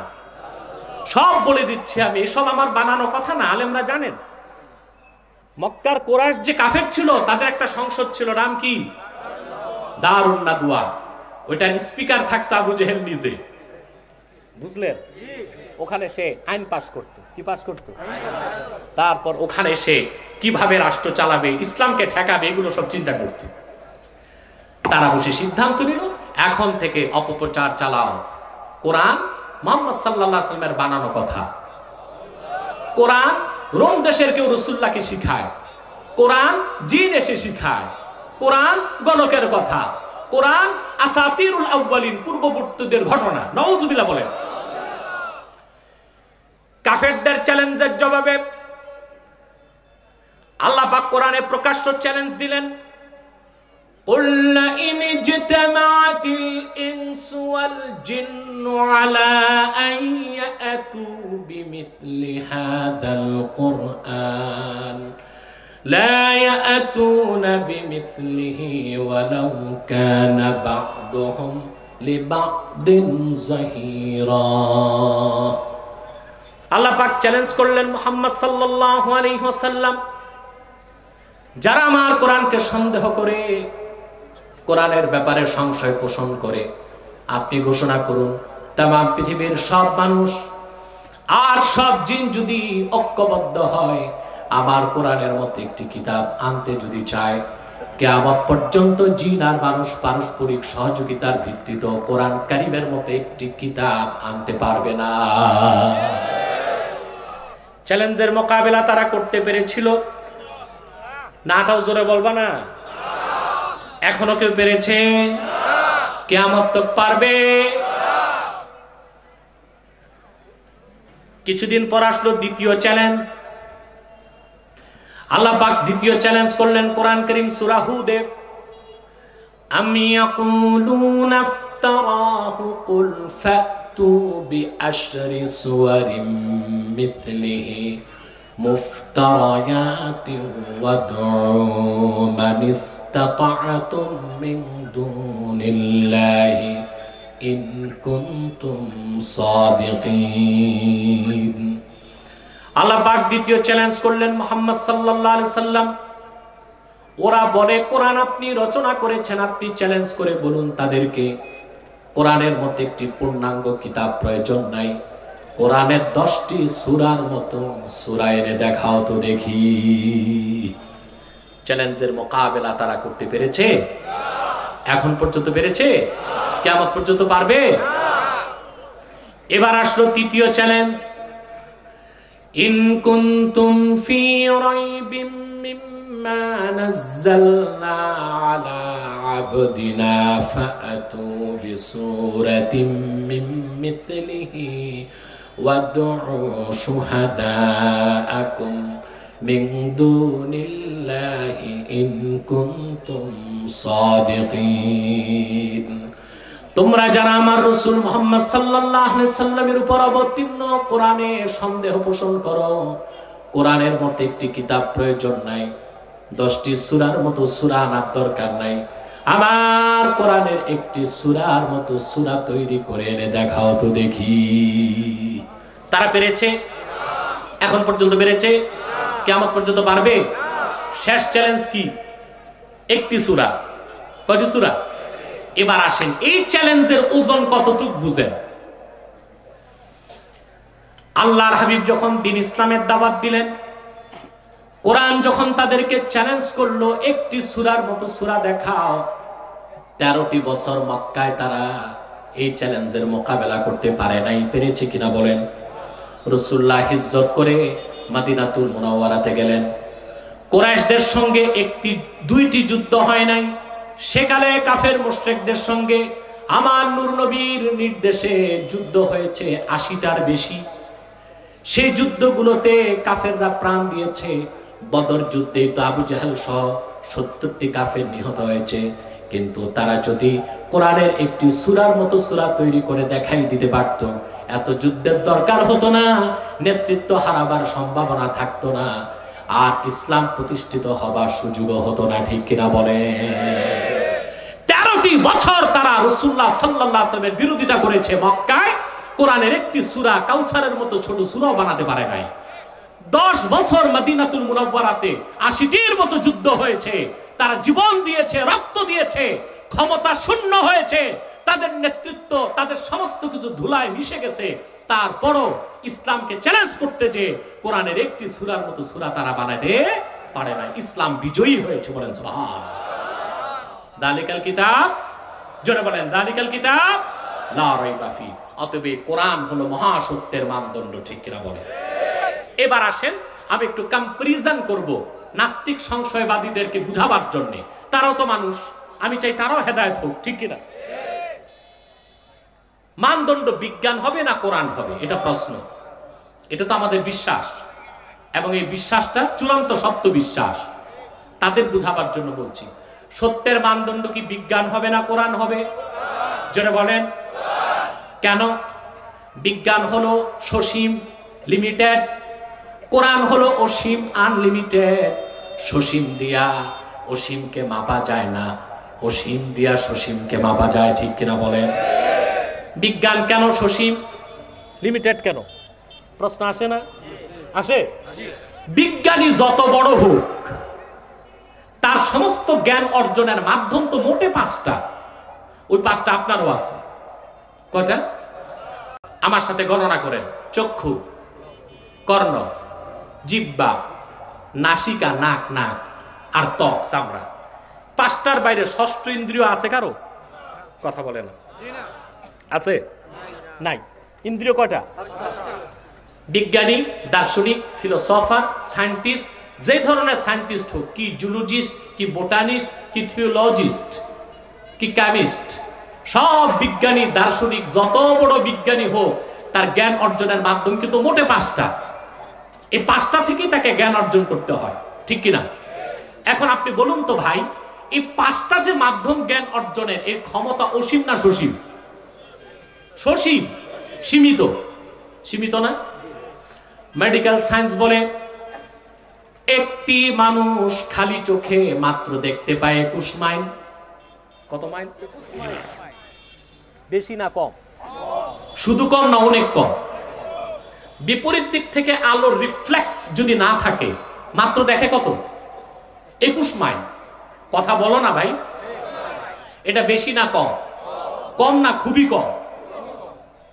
বিজ্ঞান যে দূরে দেখে ওটা তো দূরবীন দিয়া, মহাকাশে দেখে ওটা টেলিস্কোপ দিয়ে, কিন্তু তার ক্ষমতা কতটুকু? কিন্তু আমরা যে পরিমাণ ফরমালিন এবং কার্বাইড খাচ্ছি, এখন 21 মাইল আর যাবে না, 7 থেকে 10 মাইল যেতে পারে। ছোট ছোট বাচ্চাদের দেখি এত মোটা গ্লাস লাগায়, চশমা এত মোটা, 1500 পাওয়ার, 2500 পাওয়ারের চশমা লাগায়। ও দেখবে কি? 3 মাইলের বেশি তো দেখবেই না। কথা বুঝতেছেন? অথচ আল্লাহ তাআলার একটি নগণ্য সৃষ্টি ঈগল পাখি 700 থেকে 1000 মাইল দেখে। আর 30 গজ পানির নিচে মাছ কি করতেছে ওটা খাবে তো? সে এম নেয় উপর থেকে, ওটারে নিশানা বানায়। একটি শকুন মানুষের চেয়ে বেশি দেখে। কথা বলে। এখন আসুন, আমেরিকাতে একটা মহাকাশ গবেষণা সংস্থা আছে নাসা। হ্যাঁ, নাসাতে বসে বিজ্ঞানীগণ অতি আণুবীক্ষণিক কম্পিউটারাইজড টেলিস্কোপে মিলিয়ন নয় বিলিয়ন বিলিয়ন আলোক বর্ষ দূরে, যা সূর্য থেকে হাজার হাজার মাইল, বিলিয়ন বিলিয়ন মাইল দূরে যে নক্ষত্র তা তারা দেখতে পায় নাসাতে বসে। বিলিয়ন বিলিয়ন আলোক বর্ষে নক্ষত্রের গতি কি তা দেখতে পায় আমেরিকায় বসে। আপনাকে একটা প্রশ্ন করি, ওই নাসাতে যে বিজ্ঞানী দুই চোখে অন্ধ, ও কি দেখবে? বায়োস্কোপ দিলেই কি আর টেলিস্কোপ দিলেই কি? ও তো তার নাকের ডগায় যে মাছি বসছে তাই দেখবে না। তাহলে তার জ্ঞান অর্জনের মূল মাধ্যম কি টেলিস্কোপ না চোখ? সেই চক্ষু অসীম না সসীম? তাহলে বিজ্ঞানের জ্ঞানটা অসীম না সসীম? বুঝতেছেন? এবার আসেন কান। মানুষের কানের ক্ষমতা কতটুকু? পদার্থ বিজ্ঞান বলে, উত্তরটা আমি অন্যভাবে দিচ্ছি। 2010 সালে বা 9 সালে ইঞ্জিনিয়ার ইনস্টিটিউটে ভিআইপি লাউঞ্জ একটা প্রোগ্রাম, সেখানে বাংলাদেশের এক বড় বিজ্ঞানী, পদার্থ বিজ্ঞানী ছিলেন, আমাকে প্রধান আলোচক করে তারা নিল। প্রশ্নোত্তর পর্ব শুরু। ইসলাম রিলেটেড প্রশ্নের উত্তর আমি দিলাম, এবার বিজ্ঞান রিলেটেড প্রশ্নের উত্তর দিবেন ডক্টর এম শমশের আলী, 1 নম্বর পদার্থ বিজ্ঞানী বাংলাদেশ। তাকে প্রশ্ন করলেন, স্যার বুয়েটের ছাত্র, ওরা তো বিজ্ঞান নিয়ে পড়ে, স্যার শুনছি কবরে নাকি তর্জন হয়, গর্জন হয়, আওয়াজ হয়, হয় কি না আওয়াজ? হয়তো এটা হাদিসে আছে। আল্লাহর হাবিব সাল্লাল্লাহু আলাইহি ওয়াসাল্লাম বলেছেন, মানুষকে যখন কবরে দাফন করা হয়, হিসাব নিকাশের পর, সওয়াল জবাবের পর মাটি চাপ দেয়, ডান দিক থেকে মাটি চাপ দেয়, হাড় হাড্ডি গুলো চুরমার হয়ে বাম দিক চলে আসে, বাম দিক থেকে মাটি চাপ দেয়, হাড় হাড্ডি গুলো ভেঙে ডান দিকে চলে আসে। মানুষটা এমন জোরে চিৎকার দেয়, দুনিয়ার পূবে পশ্চিমে তার আওয়াজ চলে যায়, সবাই শুনতে পায় তার চিৎকার, তার আর্তনাদ, শুধু শোনে না জিন আর মানুষ। শুধু শোনে না। হাদিসের বাকি অংশটাও বলে দিচ্ছি আপনাদের হেদায়েতের জন্য। রাসূলুল্লাহ বললেন, প্রত্যেক মানুষকে মাটি চাপ দিবে, নামাজিকেও বেনামাজিকেও, ইমানদারকেও কাফেরকেও, মুশরিককেও বেঈমানকেও। প্রশ্ন আসে না, তুই ইমান এনে নামাজ পড়ে লাভ কি? মাতো না ভাই। এই প্রশ্ন আমাদের না, আমাদের আম্মা জান হযরত আয়েশা রাদিয়াল্লাহু তাআলা আনহা কাঁদতে লাগছে, নিজের জন্য না, সন্তানদের জন্য। সন্তান কারা? আমরা। সুবহানাল্লাহ বলেন। আম্মা জান আয়েশার কান্না দেখে রাসূলুল্লাহ বললেন, আয়েশা কান্না করছো কেন? তিনি বললেন, ইয়া রাসূলুল্লাহ, ইয়া হাবিবাল্লাহ, প্রতিটা মানুষকে মাটি যদি চাপ দেয়, তাহলে আপনার মুমিন উম্মত যারা, তাদের কি অবস্থা হবে? তারাও তো মাটির চাপে কষ্ট পাবে। আল্লাহর হাবিব বললেন, আয়েশা, আমার ইমানদার উম্মতের কোনো ভয় নাই, চিন্তা নাই, মাটি হয়ে যাবে তার জন্য, কবরের মাটি হবে কা উম্মতি শাফাকাতি ইয়াশকু আলাইহা ইবনু হাসাগিরুস সুদা, আমার মুমিন উম্মতের জন্য কবরের মাটি হয়ে যাবে দয়ালু মায়ের হাতের মতো। সুবহানাল্লাহ বলবেন না? একটি সন্তান মাথা ব্যথা নিয়ে তার মায়ের কাছে যে যখন অভিযোগ করে, মা আমার মাথা ব্যথা করছে, দয়ালু মা সন্তানের মাথাটা শীতল বুকের মধ্যে রেখে আস্তে আস্তে আলতোভাবে দাবায় দেয়। মায়ের হাতের চাপ খেলে সন্তান মায়ের বুকের মধ্যে ঘুমায় যায়, কখন টের পায় না। মুমিনকে কবর যখন চাপ দিবে, মায়ের হাতের মোলায়েম চাপের মতো কবরের মাটির চাপ তার গায়ে লাগবে, মুমিন এত আরামের ঘুম ঘুমায় যাবে, ইসরাফিলের সিংহায় ফুকের আগে তার ঘুম ভাঙবে না। আমরা ওই রকম উম্মত হতে চাই, ঠিক কিনা বলেন? ঈমান এনে না বাদ দিয়া, নামাজ পড়ে না বাদ দিয়া, সুদ ঘুষ বাদ দিয়া না ভালো মতো খাইয়া, ওই রকম উম্মত হতে চাই, ঠিক কিনা বলেন? আসেন এবার ফিরে যাচ্ছে, আবার বিজ্ঞান কি বলে। তাকে প্রশ্ন করলো বুয়েটের ছাত্র, স্যার এত জোরে আওয়াজ হয় তা আমরা শুনি না কেন? 3.5 হাত উপরে তো হাঁটাহাঁটি করি, আমরা শুনি না কেন? তো বিজ্ঞানী মহোদয় জবাব দিতে পারেন নাই, কারণ তার কাছে বিজ্ঞান আছে, কোরআন নাই।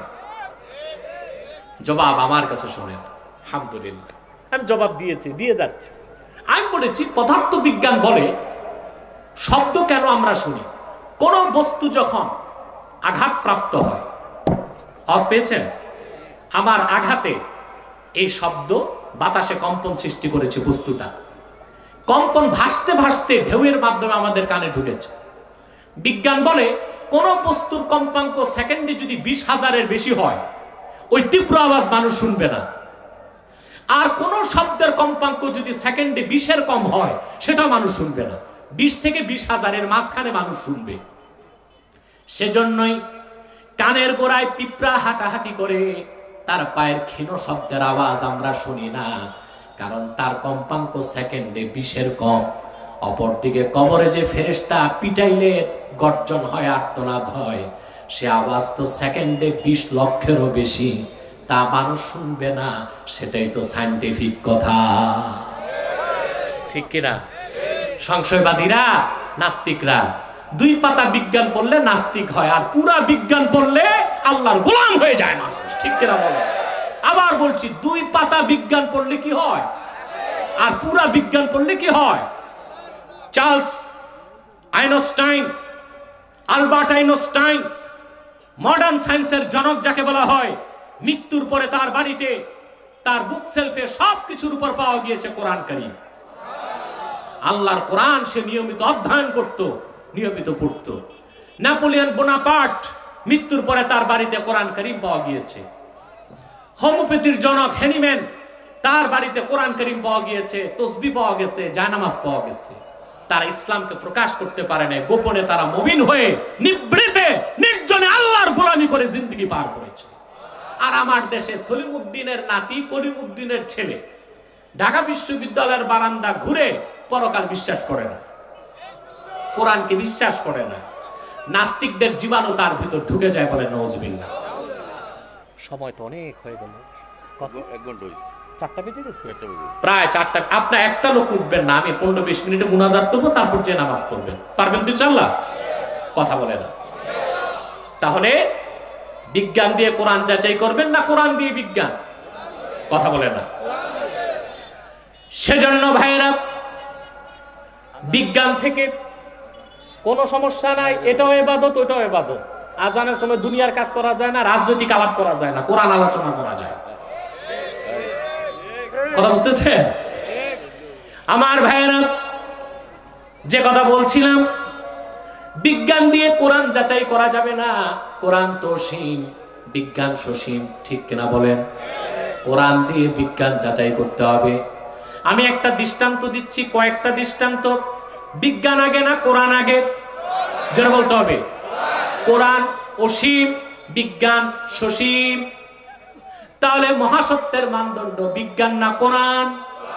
যারা বলতে হবে। কয়েকটা উদাহরণ দিচ্ছি। আপনার লোহা দেখেছেন? এই যে লোহা, এই লোহার নামে কোরআন একটা সূরা এসেছে, সূরা আল হাদিদ। কি নাম? সুবহানাল্লাহ। কোরআন কি বলেছে জানেন এই সূরাতে? সূরা হাদিদে আল্লাহ পাক বলেন, ওয়া আনজালনাল হাদিদা ফীহি বাসুন শাদীদু ওয়া মানাফিউ লিন-নাস। আমি আল্লাহ লোহাকে আকাশ থেকে নাজিল করেছি, যাতে রয়েছে অনেক শক্তি এবং বহুমাত্রিক উপকার। আল্লাহ কি বলেছেন খেয়াল করেছেন? লোহা তিনি উপর থেকে পাঠিয়েছেন। কোথা থেকে? মাত্র কয়েক দশক আগে বিজ্ঞানীরা খুঁজে পেয়েছে লোহার সৃষ্টি পৃথিবীতে হয় নাই। কারণ লোহা তৈরিতে প্রয়োজন 15 লক্ষ ডিগ্রি সেলসিয়াস তাপমাত্রা। পৃথিবীতে কখনোই এই পর্যায়ের তাপমাত্রা ছিল না। লোহা এসেছে সূর্য থেকে। আর আল্লাহ কথাটা 1000 বছর আগে কোরআনে বলেছেন, আমি লোহা নাজিল করেছি। তার মানে লোহা উপর থেকে এসেছে। তাহলে বিজ্ঞান আগে না কোরআন আগে? আপনারা স্টিফেন হকিং এর নাম শুনেছেন? নোবেল পুরস্কার প্রাপ্ত বিজ্ঞানী স্টিফেন হকিং। তার যুগান্তকারী অবদান হলো big bang theory. Big bang হচ্ছে মহাবিস্ফোরণ। বিজ্ঞান, বর্তমান সব বিজ্ঞান একমত কসমোলজির ক্ষেত্রে এই আকাশ, সূর্য, চন্দ্র, নক্ষত্র, গ্রহ, গ্রহাণুপুঞ্জ, নীহারিকা, ধূমকেতু, গ্যালাক্সি, পৃথিবী সব ছিল একটা পিণ্ড, একটা বিন্দু, একটা খণ্ড। মহাবিস্ফোরণে সব আলাদা হয়েছে। বিজ্ঞান যেই কথা বলেছে 1970 সালে, আল্লাহর কোরআন বলেছে ১৫০০ বছর আগে। সূরা আম্বিয়া 30 নম্বর আয়াতে আল্লাহ পাক নাস্তিকদের প্রশ্ন করেছেন, আওয়ালাম ইয়ারাল্লাযীনা কাফারু আন্নাস সামাওয়াতি ওয়াল আরদা কানাতা রাতকান ফাফাতাকনাহুমা ওয়া জাআলনা মিনাল মাই কুল্লা শাইইন হাই। আল্লাহ পাক বলেন, আকাশ আর জমিন ছিল একটি খণ্ড, একটি পিণ্ড, আমি আল্লাহ তা বিচ্ছিন্ন করেছি। সুবহানাল্লাহ বলবেন না? কোরআন বলেছে ১৫০০ বছর আগে, বিজ্ঞান বলেছে 1970 সালে। তাহলে কোরআন আগে না বিজ্ঞান আগে? আসেন, আল্লাহ রাব্বুল আলামিন অন্য সূরাতে বলেছেন ওয়াস-সামা, বিজ্ঞান বলে মহাশূন্যে যা কিছু আছে সবকিছু স্থির নয়, ঘুরছে, আর সবকিছু ধীরে ধীরে সম্প্রসারিত হচ্ছে। বিজ্ঞান এটা বলেছে 1970 সালের পরে। কোরআন বলেছে ১৫০০ বছর আগে, ওয়াস-সামাআ বানাইনাহা বিআইদিন ওয়া ইন্না লামুসিউন। আল্লাহ স্পষ্ট বলেছেন, ওয়া ইন্না লামুসিউন, আমি মহাবিশ্বকে সম্প্রসারণ করেই চলছি। বলেন সুবহান। বিজ্ঞান বলেছে 1970 সালে, কোরআন বলেছে ১৫০০ বছর আগে। তাহলে আল্লাহর শ্রেষ্ঠ কুদরত 30 পারা কোরআন, আখির নবী মুহাম্মদ সাল্লাল্লাহু আলাইহি ওয়াসাল্লামের শ্রেষ্ঠ মুজিজা 30 পারা কোরআন, ঠিক না বলেন? মুহাম্মদ সাল্লাল্লাহু আলাইহি ওয়াসাল্লাম ১৫০০ বছর আগে সর্বশ্রেষ্ঠ মুজিজা কোরআন রেখে গেলেন। এটা ইসলামের মূল সানাদ। এই কোরআন মহাসত্যের সর্বোচ্চ মানদণ্ড। এই কোরআন দিয়েই ব্যক্তি জীবন, সমাজ জীবন, রাষ্ট্র জীবন, শিক্ষা জীবন, সাংস্কৃতিক জীবনকে আমরা যদি সাজাতে পারি, আমাদের ইহকালীন কল্যাণ হবে, পরকালীন মুক্তি নিশ্চিত হয়ে যাবে। রাজি আছে? আল্লাহ কবুল করুক, আল্লাহ মঞ্জুর করুক। বলুন আল্লাহুম্মা আমিন। আরেকটি আয়াত পড়েছিলাম, এই অংশটা শেষ করে দিচ্ছি 5 মিনিটে। এরপর আল্লাহ পাক বলেন হুদাল্লিল মুত্তাকিন, এই কোরআন হলো মুত্তাকিদের জন্য পথ প্রদর্শক। আপনারা 2-1টা মানুষ উঠাউঠি করে বাকি মানুষের আমলটা নষ্ট করবেন। আপনাদের এত তাড়াহুড়া কেন? যেহেতু নামাজ পড়তেই পারবেন, এই বিশাল জনসমুদ্রে একসাথে মুনাজাত করবেন, এই সৌভাগ্যটা তো পাবেন না। আমরা 15-20 মিনিটে শেষ করে দিচ্ছি প্রোগ্রামটা, আপাতত রাতে আবার চলবে ইনশাআল্লাহ। বলেন ইনশাআল্লাহ।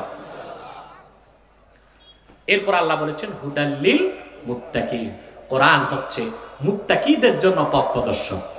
কাদের জন্য? জোরে মাতো না ভাই সাহেব।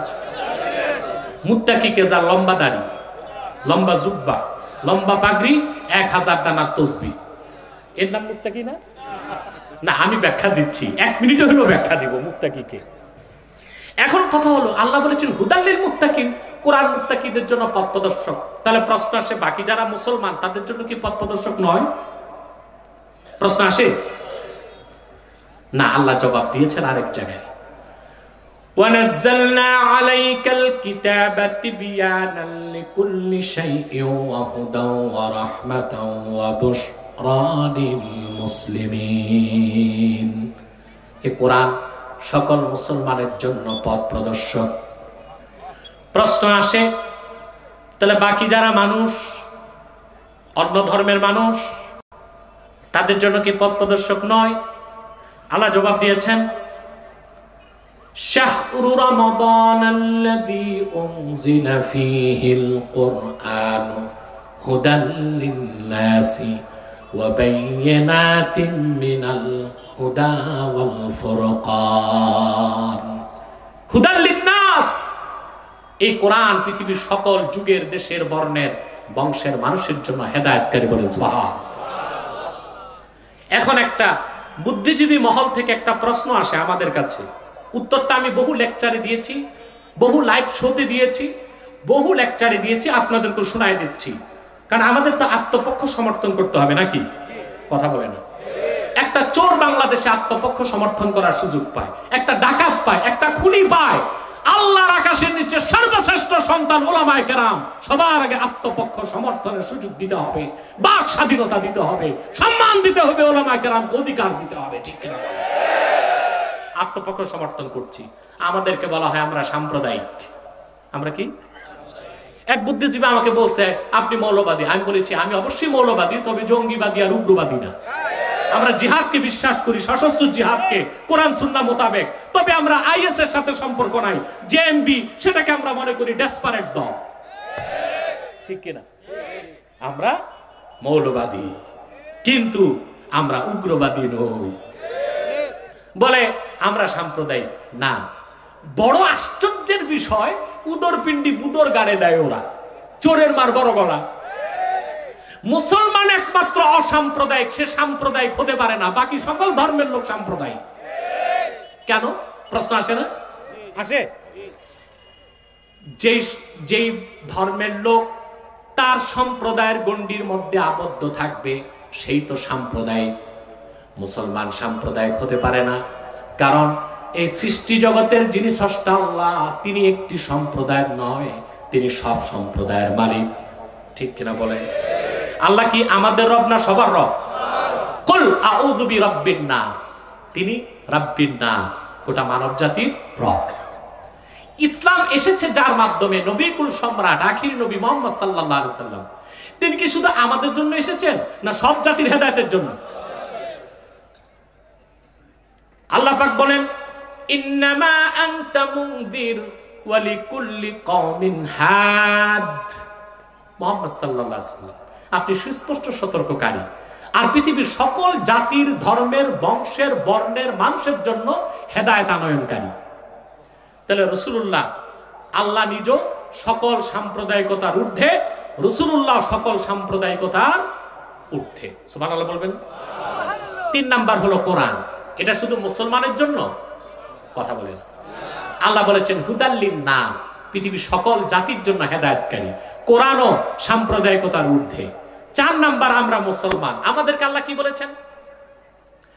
আল্লাহ পাক বলেন কুনতুম খায়রা উম্মাতিন উখরিজাত লিন-নাস, উম্মতে মুহাম্মাদি, তোমরাই সর্বশ্রেষ্ঠ জাতি। উখরিজাত লিন-নাস আই আখরাজাকুমুল্লাহু লিনাফইন নাস, গোটা মানব জাতির কল্যাণে আল্লাহ পাক তোমাদেরকে তৈরি করেছেন। তাহলে আমরা মুসলমান শুধু আমাদের জন্য না, সকল সম্প্রদায়ের জন্য। সেজন্য আমরা অসাম্প্রদায়িক। এই জন্য একমাত্র ইসলাম দিয়ে দেশ চালানো যায়, অন্য ধর্ম দিয়ে দেশ চালানো যায় না। কেন? তারও জবাব দিয়ে দিচ্ছে। আমাকে এক বুদ্ধিজীবী প্রশ্ন করেছিল অন্য একটি লাইভ শোতে, আপনারা ইসলাম দিয়ে দেশ চালাতে চান, কোরআন দিয়ে দেশ চালাতে চান, ভারতের হিন্দুরা যদি বলে হিন্দু ধর্ম দিয়ে দেশ চলবে, জবাব কি দিয়েছে আমি জানেন না? জবাব দিব। মনে করুন হিন্দুরা খুব নির্যাতন হচ্ছে এখন ভারতে, দোয়া করবেন মুসলমানদের জন্য। তারা যদি হিন্দু ধর্ম দিয়ে দেশ চালাতে চায়, সমস্যাটা কই হবে জানেন? তাদের ধর্ম দিয়ে দেশ চালাবার অর্থ হলো ধর্মগ্রন্থের আইনকে প্রতিষ্ঠিত করা, ঠিক কিনা? তাদের সবচেয়ে অথেন্টিক ধর্মগ্রন্থ হচ্ছে ঋগ্বেদ। কি নাম? এটা হিন্দুদের সবচেয়ে অথেন্টিক ধর্মগ্রন্থ ঋগ্বেদ। এটার যেটা উর্দু, আমি তো সংস্কৃতি পারি না, উর্দু ভার্সন যেটা বানারস থেকে ছাপে, সেখানে লেখা আছে তাদের কনসেপ্ট, তাদের ধর্মীয় বিশ্বাস মূল ধর্মগ্রন্থের, ভগবান কি কোই আক্স नहीं है, যিনি ঈশ্বর ভগবান, ওনার কোনো প্রতিচ্ছবি নাই, ওনার কোনো প্রতিমা নাই, ওনার কোনো মূর্তি হতে পারে না। তাহলে তারা হিন্দু ধর্ম দিয়ে দেশ চালাতে গেলে প্রথমেই তাদেরকে সংসদে আইন করে সব পূজা মণ্ডপ থেকে মূর্তি বের করতে হবে। এখন কি করবে তারা?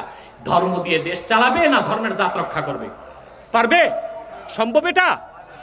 আসেন, খ্রিস্টানরা যদি বলে ঠিক আছে সুযোগ আমাদেরকে দেন, আমরা একটু ধর্ম দিয়ে দেশ চালাই। তা আপনারা জানেন খ্রিস্টান ধর্ম, তারা যাকে নবী মানে হযরত ঈসা আলাইহিস সালাম, ঠিক কিনা? উনি বিয়ে করতে পারেন নাই, আল্লাহ ওনাকে আকাশে উঠায় নিয়েছেন। কোথায়? এটা আমাদের বিশ্বাস। আর খ্রিস্টান যারা বিলিভস অন ক্রুসিফিকেশন, তারা ক্রুশবিদ্ধতায় বিশ্বাস করে। তারা মনে করে ঈসাকে ক্রুশবিদ্ধ করে হত্যা করা হয়েছে। কোরআন বলেছে না, তাকে হত্যা করা হয়নি, তাকে শুলেও চড়ানো হয়নি, তাকে আকাশে উঠানো হয়েছে। কিয়ামতের আগে উম্মতে মুহাম্মদী হিসেবে তিনি দাজ্জালকে হত্যা করতে নেমে আসবেন। কিন্তু একটি জায়গায় তারা এবং আমরা একই বিশ্বাস, তিনি বিয়ে করেন নাই। তিনি এখন ধর্ম দিয়া দেশ চালাতে গেলে ধর্ম আসলো যার মাধ্যমে ওনার আদর্শ বাদ দেওয়া যায়? তাহলে তাদের সংসদে আইন করে বিয়ে করাকে হারাম করতে হবে, যে কোনো খ্রিস্টান বিয়ে করতে পারবে না, কারণ নবী বিয়ে করে নাই। তখন খ্রিস্টান ধর্মের লোক বাড়বে না কমবে? কমতে কমতে এক সময় তারা দেশই হারিয়ে ফেলবে। কারণ রাষ্ট্রবিজ্ঞান বলে দেশ হতে দুইটা জিনিস লাগে, নির্ধারিত ভূখণ্ড এবং নির্ধারিত ভাষা ও সংস্কৃতির একটি জনগোষ্ঠী, দুইটা মিলে হয় রাষ্ট্র। জনগোষ্ঠী নাই, ভূখণ্ড আছে, ওটা দেশ না। ভূখণ্ড আছে, জনগণ নাই, ওটাও দেশ না।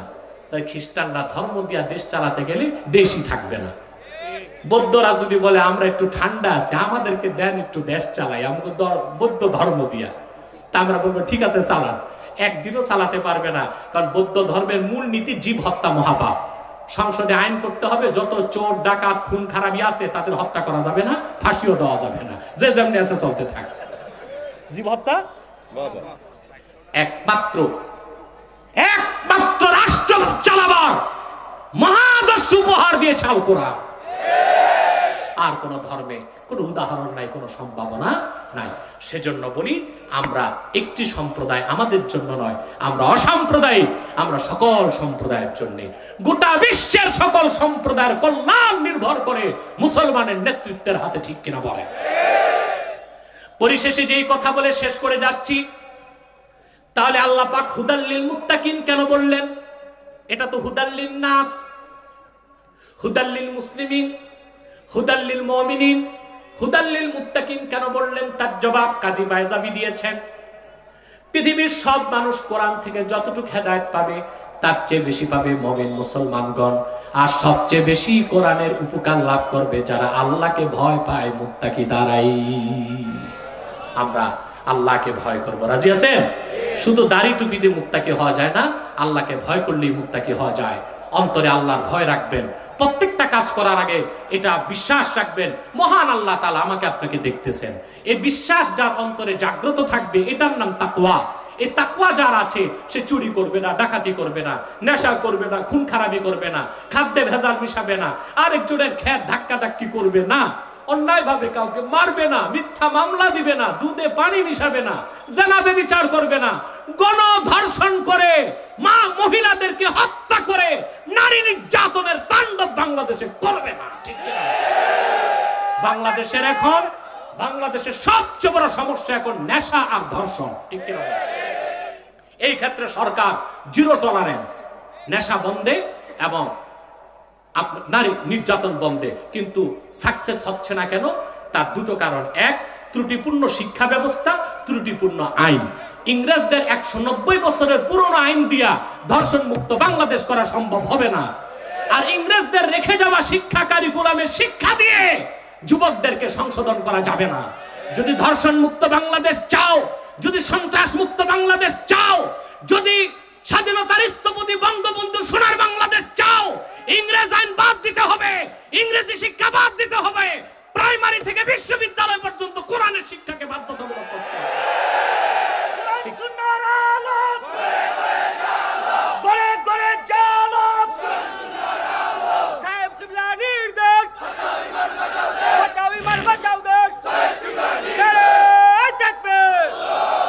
তাহলে সোনার বাংলাদেশ যদি গড়তে চান, কোরআন সুন্নাহ শিক্ষাকে প্রাইমারি থেকে বিশ্ববিদ্যালয় পর্যন্ত বাধ্যতামূলক করতে হবে। আর বিশেষ করে ধর্ষণ বন্ধে কোরআনের আইনকে বাস্তবায়ন করতে হবে। ইংরেজ আইন দিয়া ধর্ষণ ঠেকানো যাবে না। আমাদেরকে মুত্তাকি হতে হবে। আল্লাহ পাক যেন কবুল করেন, বলুন আল্লাহুম্মা আমিন। যারা দাঁড়িয়ে আছেন বসে যান মুনাজাতের আগে, কেউ দাঁড়িয়ে থাকবেন না। আপনাদের কোমরের হাড্ডি যথেষ্ট শক্তিশালী এবং হাঁটুর স্প্রিংও খুব টাইট।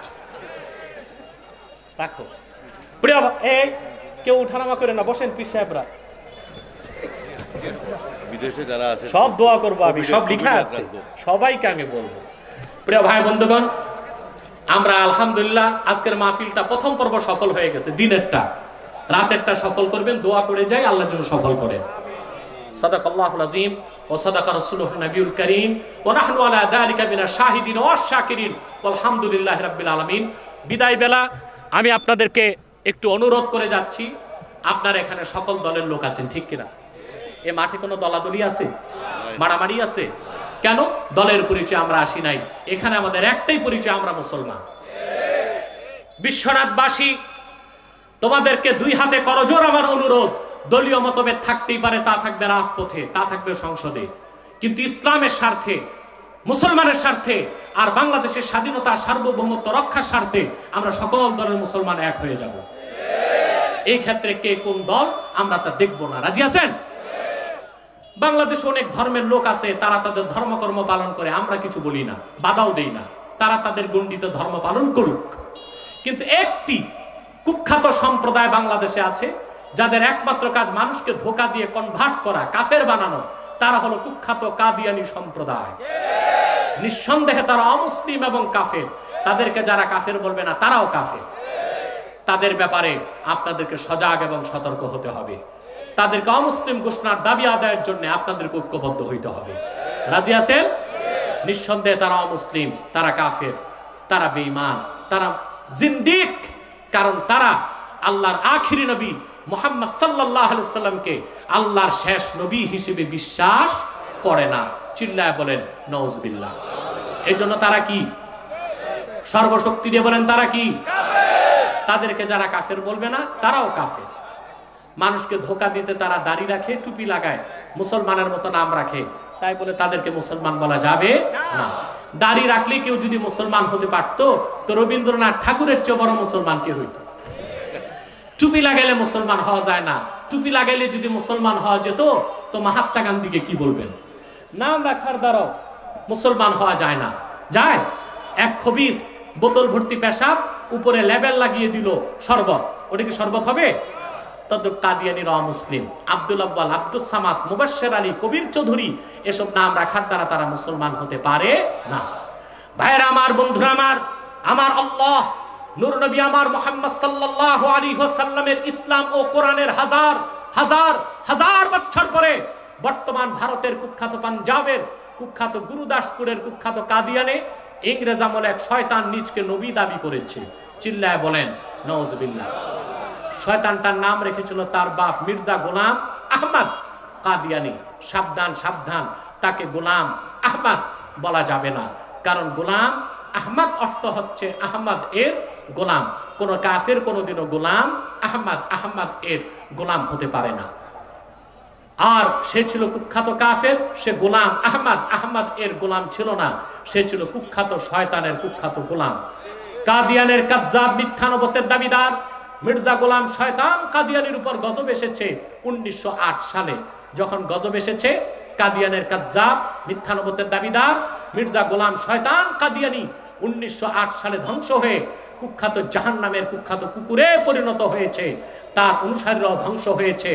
বর্তমানে কিছু কাদিয়ানি বাংলাদেশে আছে যারা ইসলাম ও মুসলমানের বিপক্ষে চক্রান্ত করে যাচ্ছে। তাদেরকে নির্মূল করার জন্য, রাষ্ট্রীয়ভাবে অমুসলিম ঘোষণার দাবি আদায় করার জন্য সকল দলের মুসলমানকে এক হইতে হবে। তারা মানুষকে ধোঁকা দিয়ে কাফের বানাবার জন্য নাম পরিবর্তন করে করে মিথ্যা পরিচয় দেয়। কখনো নিজেদের পরিচয় দেয় আহমদী জামাত, কখনো বলে আহমদিয়া জামাত, কখনো বলে আহমদী সম্প্রদায়, কখনো বলে আহমদিয়া সম্প্রদায়, কখনো বলে আহমদী মুসলিম জামাত, কখনো বলে আহমদিয়া মুসলিম জামাত। সাবধান, যত কাদিয়ানি ছিল আছে থাকবে, তারা কেউ আহমদী জামাত নয়, আহমদিয়া জামাত নয়, আহমদী সম্প্রদায় নয়, আহমদিয়া সম্প্রদায় নয়, আহমদী মুসলিম জামাত নয়, আহমদিয়া মুসলিম জামাত নয়। তারা শয়তানি জামাত, কুখ্যাত জাহান্নামের কুখ্যাত কুকুরের দল। আমাদের সকল দলের একটাই দাবি, অনতিবিলম্বে স্বাধীন বাংলায় শয়তান কাদিয়ানীদেরকে রাষ্ট্রীয়ভাবে অমুসলিম ঘোষণা করতেই হবে, করতেই হবে, করতেই হবে। এই দাবি আদায়ে যদি তাহরিকে খাতমে নবুয়ত বাংলাদেশের ব্যানারে জান ও মাল দিতে হয়, কারা কারা প্রস্তুত আছেন হাত তুলে দেখা। তাকবীর, আল্লাহু আকবার, নারে রিসালাত, ইয়া রাসূলুল্লাহ। নবীর পরে নবী নাই, সংসদে আইন চাই, সংসদে আইন চাই, নবীর পরে। আমার ভাইরা কাফের, কাফের, আমার ভাইরা কাফের, আমার ভাইরা তাদেরকে অর্থনৈতিক সহযোগিতা করবেন না, করেন? করেন। প্রাণ কোম্পানির যত জিনিস তাদের, RFL এর পণ্য তাদের, সেজান জুস তাদের, প্রথম আলো, ডেইলি স্টার, কালের কণ্ঠ, এগুলো তাদের। এগুলো ধরবেন না, কিনবেন না, বেচবেন না, মনে থাকবে। বিদায় বেলা আরেকটা কথা বলি, আপনাদের ভিতর করোনার চেয়ে মারাত্মক একটা ভাইরাস ঢুকতেছে, এর থেকে দূরে থাকবেন। সেটার নাম হচ্ছে সুদ। আপনাদের রক্তের ফোঁটায় ফোঁটায় এখন সুদ মিশে গেছে। সুদের নাম পরিবর্তন হয়ে গেছে, ইন্টারেস্ট নামে, লভ্যাংশ নামে, তারপরে সমিতির নামে, মুনাফা নামে সুদ এখন আপনারা খাচ্ছেন। এতে বিভ্রান্তিতে অনেক আলেমরাও সুদের সাথে জড়িত হয়ে যাচ্ছে। আল্লাহর হস্তে সুদের কাছেও যাবেন না, কারণ হাদিসে এসেছে আকলু দিরহামিন মিনার রিবা আশাদ্দু মিন 33 জানিয়া। 1 দিরহাম সুদ খাওয়া 33 বার জিনা করার চেয়ে বড় গুনাহ। এই সুদ থেকে দূরে থাকবেন। যে সুদ খায় তার 70টার বেশি গুনাহ হয়, সবচেয়ে ছোট গুনাহ তার মার সাথে জিনা করার মতো। এই গুনাহ থেকে বাঁচবেন। রাজি আছেন? এবার আমরা দোয়া করব। 11 বার ইস্তেগফার পড়ুন, একবার সূরা ফাতিহা পড়ুন। 11 বার ইস্তেগফার পড়ুন, একবার সূরা ফাতিহা পড়ুন।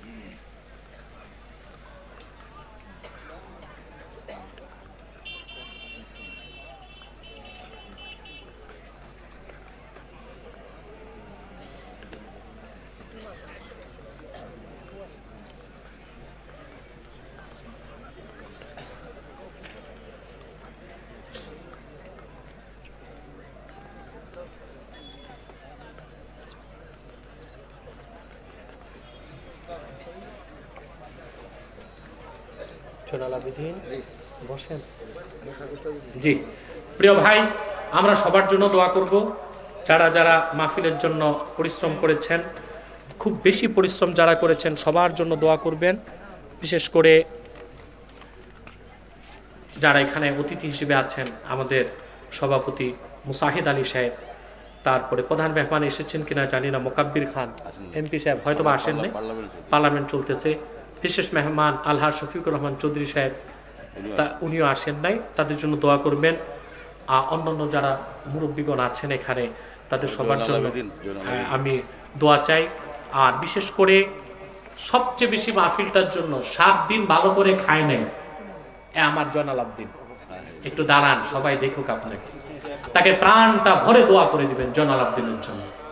আজকে মাহফিল নিয়ে দিন রাত খেটেছে, পরিশ্রম করেছে, অনেক মানসিক কষ্ট বরদাস্ত করেছে, শারীরিক কষ্ট বরদাস্ত করেছে। আমরা দোয়া করব আল্লাহ পাক যেন তাকে দ্বীনের কর্মী হিসেবে কবুল করে নেন। জামাল প্রবাসী, লন্ডন প্রবাসী সহযোগিতা করেছে, আনোয়ার সহযোগিতা করেছে, রোকনউদ্দিনও লন্ডন প্রবাসী, তার খুব আর্থিক অবদান আছে রোকনউদ্দিনের। আমাকে ফোন করেছিল, আমি কথা বলতে পারি নাই। আর্থিক অনুদান অনেক বেশি রোকনউদ্দিনের। তারপরে মনাফ মেম্বার, সবার জন্য দোয়া করবেন, আল্লাহ যেন কবুল করেন তাদের। আমরা 1 মিনিট দুরূদ সালাম পড়ে নিব যেন দোয়াটা কবুল হয়। মহব্বতে সাল্লাল্লাহু, এটা তো পড়ে যাবে, এটাই উঁচা করে সাল্লাল্লাহু আলা মুহাম্মাদ সাল্লাল্লাহু আলাইহি ইয়া নবী সালাম আলাইকা ইয়া রাসূল ইয়া হাবিব সালাওয়াতুল্লাহ মুহাম্মাদুন রাসূলুল্লাহ সাল্লাল্লাহু আলাইহি ওয়াসাল্লাম খাতামাল্লাহু বিহিন নবুওয়াহ ওয়া হাকামান লা নাবিয়্যা বা'দাহু ইয়া নবী সালামু আলাইকা ইয়া রাসূল ইয়া হাবিব সালামু আলাইকা সালাওয়াত بلغ العلا بكماله বামে আনো। حسنت جميع خصاله صلوا عليه وآله بلغ العلا بكماله كشف الدجى بجماله حسنت جميع خصاله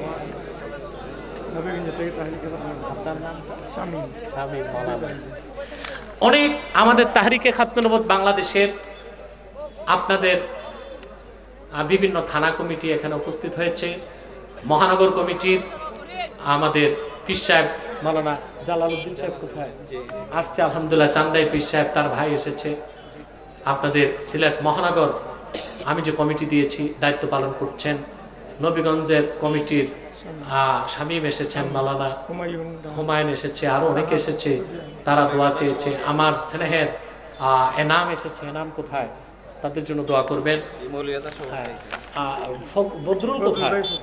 এবং বদরুল এসেছে, আমার স্নেহের বদরুল, শামীম, তাদের সবার জন্য দোয়া করবেন, আল্লাহ যেন কবুল করেন। মুনাজাতের পর আমার একটি কিতাব নতুন যেটা বের হয়েছে, দারসুল হাদিস প্রথম সিরিজ, যদি পারেন নিয়ে যাবেন বাম পাশ থেকে। আসুন আমরা দোয়া করি, তারপর আপনারা যারা মসজিদে নামাজ পড়তে চান মসজিদে পড়বেন, মাঠে জামাত হবে মাঠেও পড়ে নিতে পারবেন। রব্বানা তাকাব্বাল মিন্না ইন্নাকা আনতাস সামিউল আলিম ওয়া তুব আলাইনা ইন্নাকা আনতাত তাওয়াবুর রহিম। আল্লাহ তাআলা দিনের বেলা আজকের মাহফিলে হাজার হাজার জনতাকে সঙ্গে নিয়ে দুটো হাত তুলেছে তোমার দরবারে।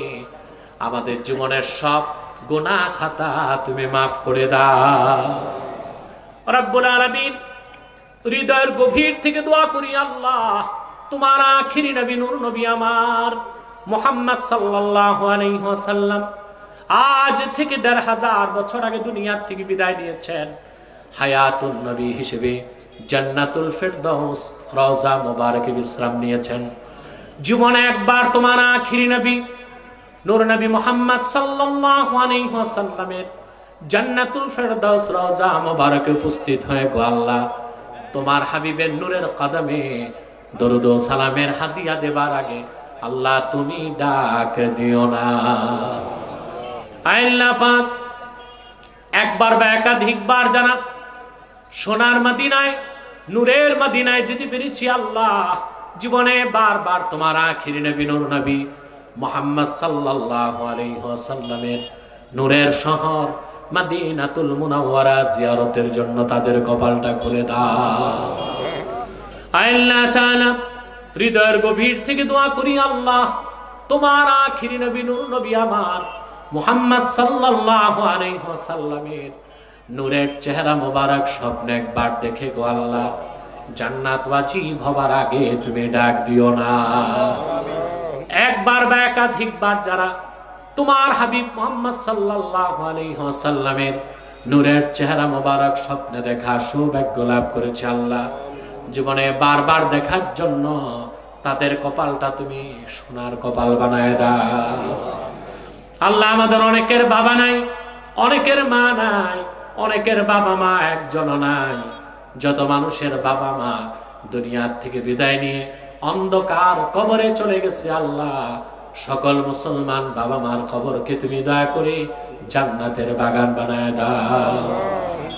আল্লাহ তাআলা আজকের মাহফিলে তোমার বান্দা যারা প্রবাস থেকে লক্ষ লক্ষ টাকা দিয়েছে, এলাকাবাসী খেটেছে, নেতৃবৃন্দ সহযোগিতা করেছে, আইন সংস্থার লোকেরা পরিশ্রম করেছে, আমার পুলিশ ভাইরা কষ্ট করেছে, সাংবাদিক বৃন্দ যারা এসেছে, আর বিশ্বনাথের বিভিন্ন প্রান্ত থেকে হাজার হাজার জনতা যারা এসেছে, পর্দার আড়ালের মা বোন হাত তুলেছে, সবার জীবনের গুনাহ মাফ করে মনের দুঃখ কষ্ট দূর করে আল্লাহ তাদের প্রত্যেককে এক একটি করে সুখের সংসার তুমি হাদিয়া করে দাও। আল্লাহ আমাদের মুশকিলাতকে আসান করে দাও, নেক হাজাত চাহাতকে কবুল করে নাও রব্বুল আলামিন। অভাবের অভাব দূর করে দাও, সুস্থকে সুস্থ করে দাও, অশান্ত হৃদয়কে শান্ত করে দাও, আর আমাদের সকলকে খাঁটি ইমানদার নামাজি পরহেজগার বানিয়ে দাও। ভাইরা আমার, একটি মিনিট সময় ছেড়ে দিলাম, চক্ষুটা বন্ধ করুন, দিলটা নরম করুন, মাথাটা নত করুন। আল্লাহর আখিরি নবী নূর নবী আমার মুহাম্মদ সাল্লাল্লাহু আলাইহি ওয়াসাল্লামের ওসিলা ধরে আল্লাহর কাছে চান, যা চাইবেন তাই কবুল হয়ে যাবে। যদি পারো রে ভাইরা 2 ফোঁটা চোখের পানি সদকা করে দি। আল্লাহ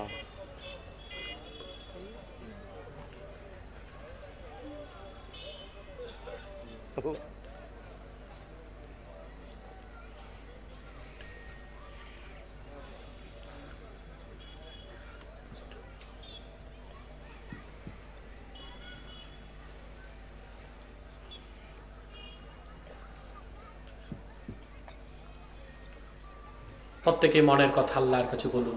জীবনে কত গুনাহ করেছেন আপনার জানা আছে, একটু স্মরণ করেন কবরকে, জাহান্নামকে, আল্লাহর কাছে মাফ চেয়ে নেন। এই সুযোগটা তো আর নাও আসতে পারে আপনার।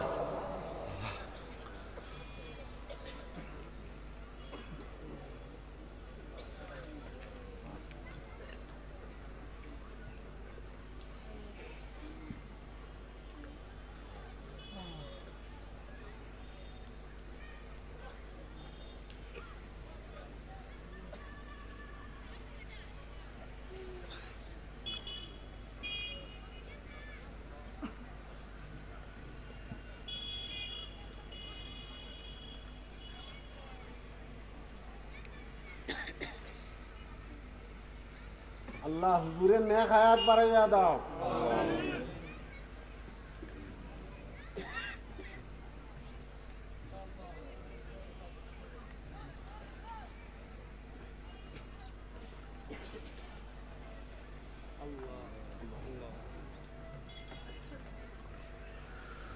اللهم إنا نتوسل إليك بوسيلة حبيبك المحترم نبيك الخاتم سيدنا إمامنا محمد بن عبد الله نبي الله رسول الله صلى الله عليه وسلم الذي أكملت به قصر النبوة وحكمت لا نبي بعده وأعلنت في القرآن بالبرهان أن محمدا صلى الله عليه وسلم خاتم النبيين والمرسلين قبل 1500 سنة وصلى الله تعالى على خير خلقه نبينا محمد نور الله وعلى آله وصحبه أجمعين برحمتك يا أرحم الراحمين.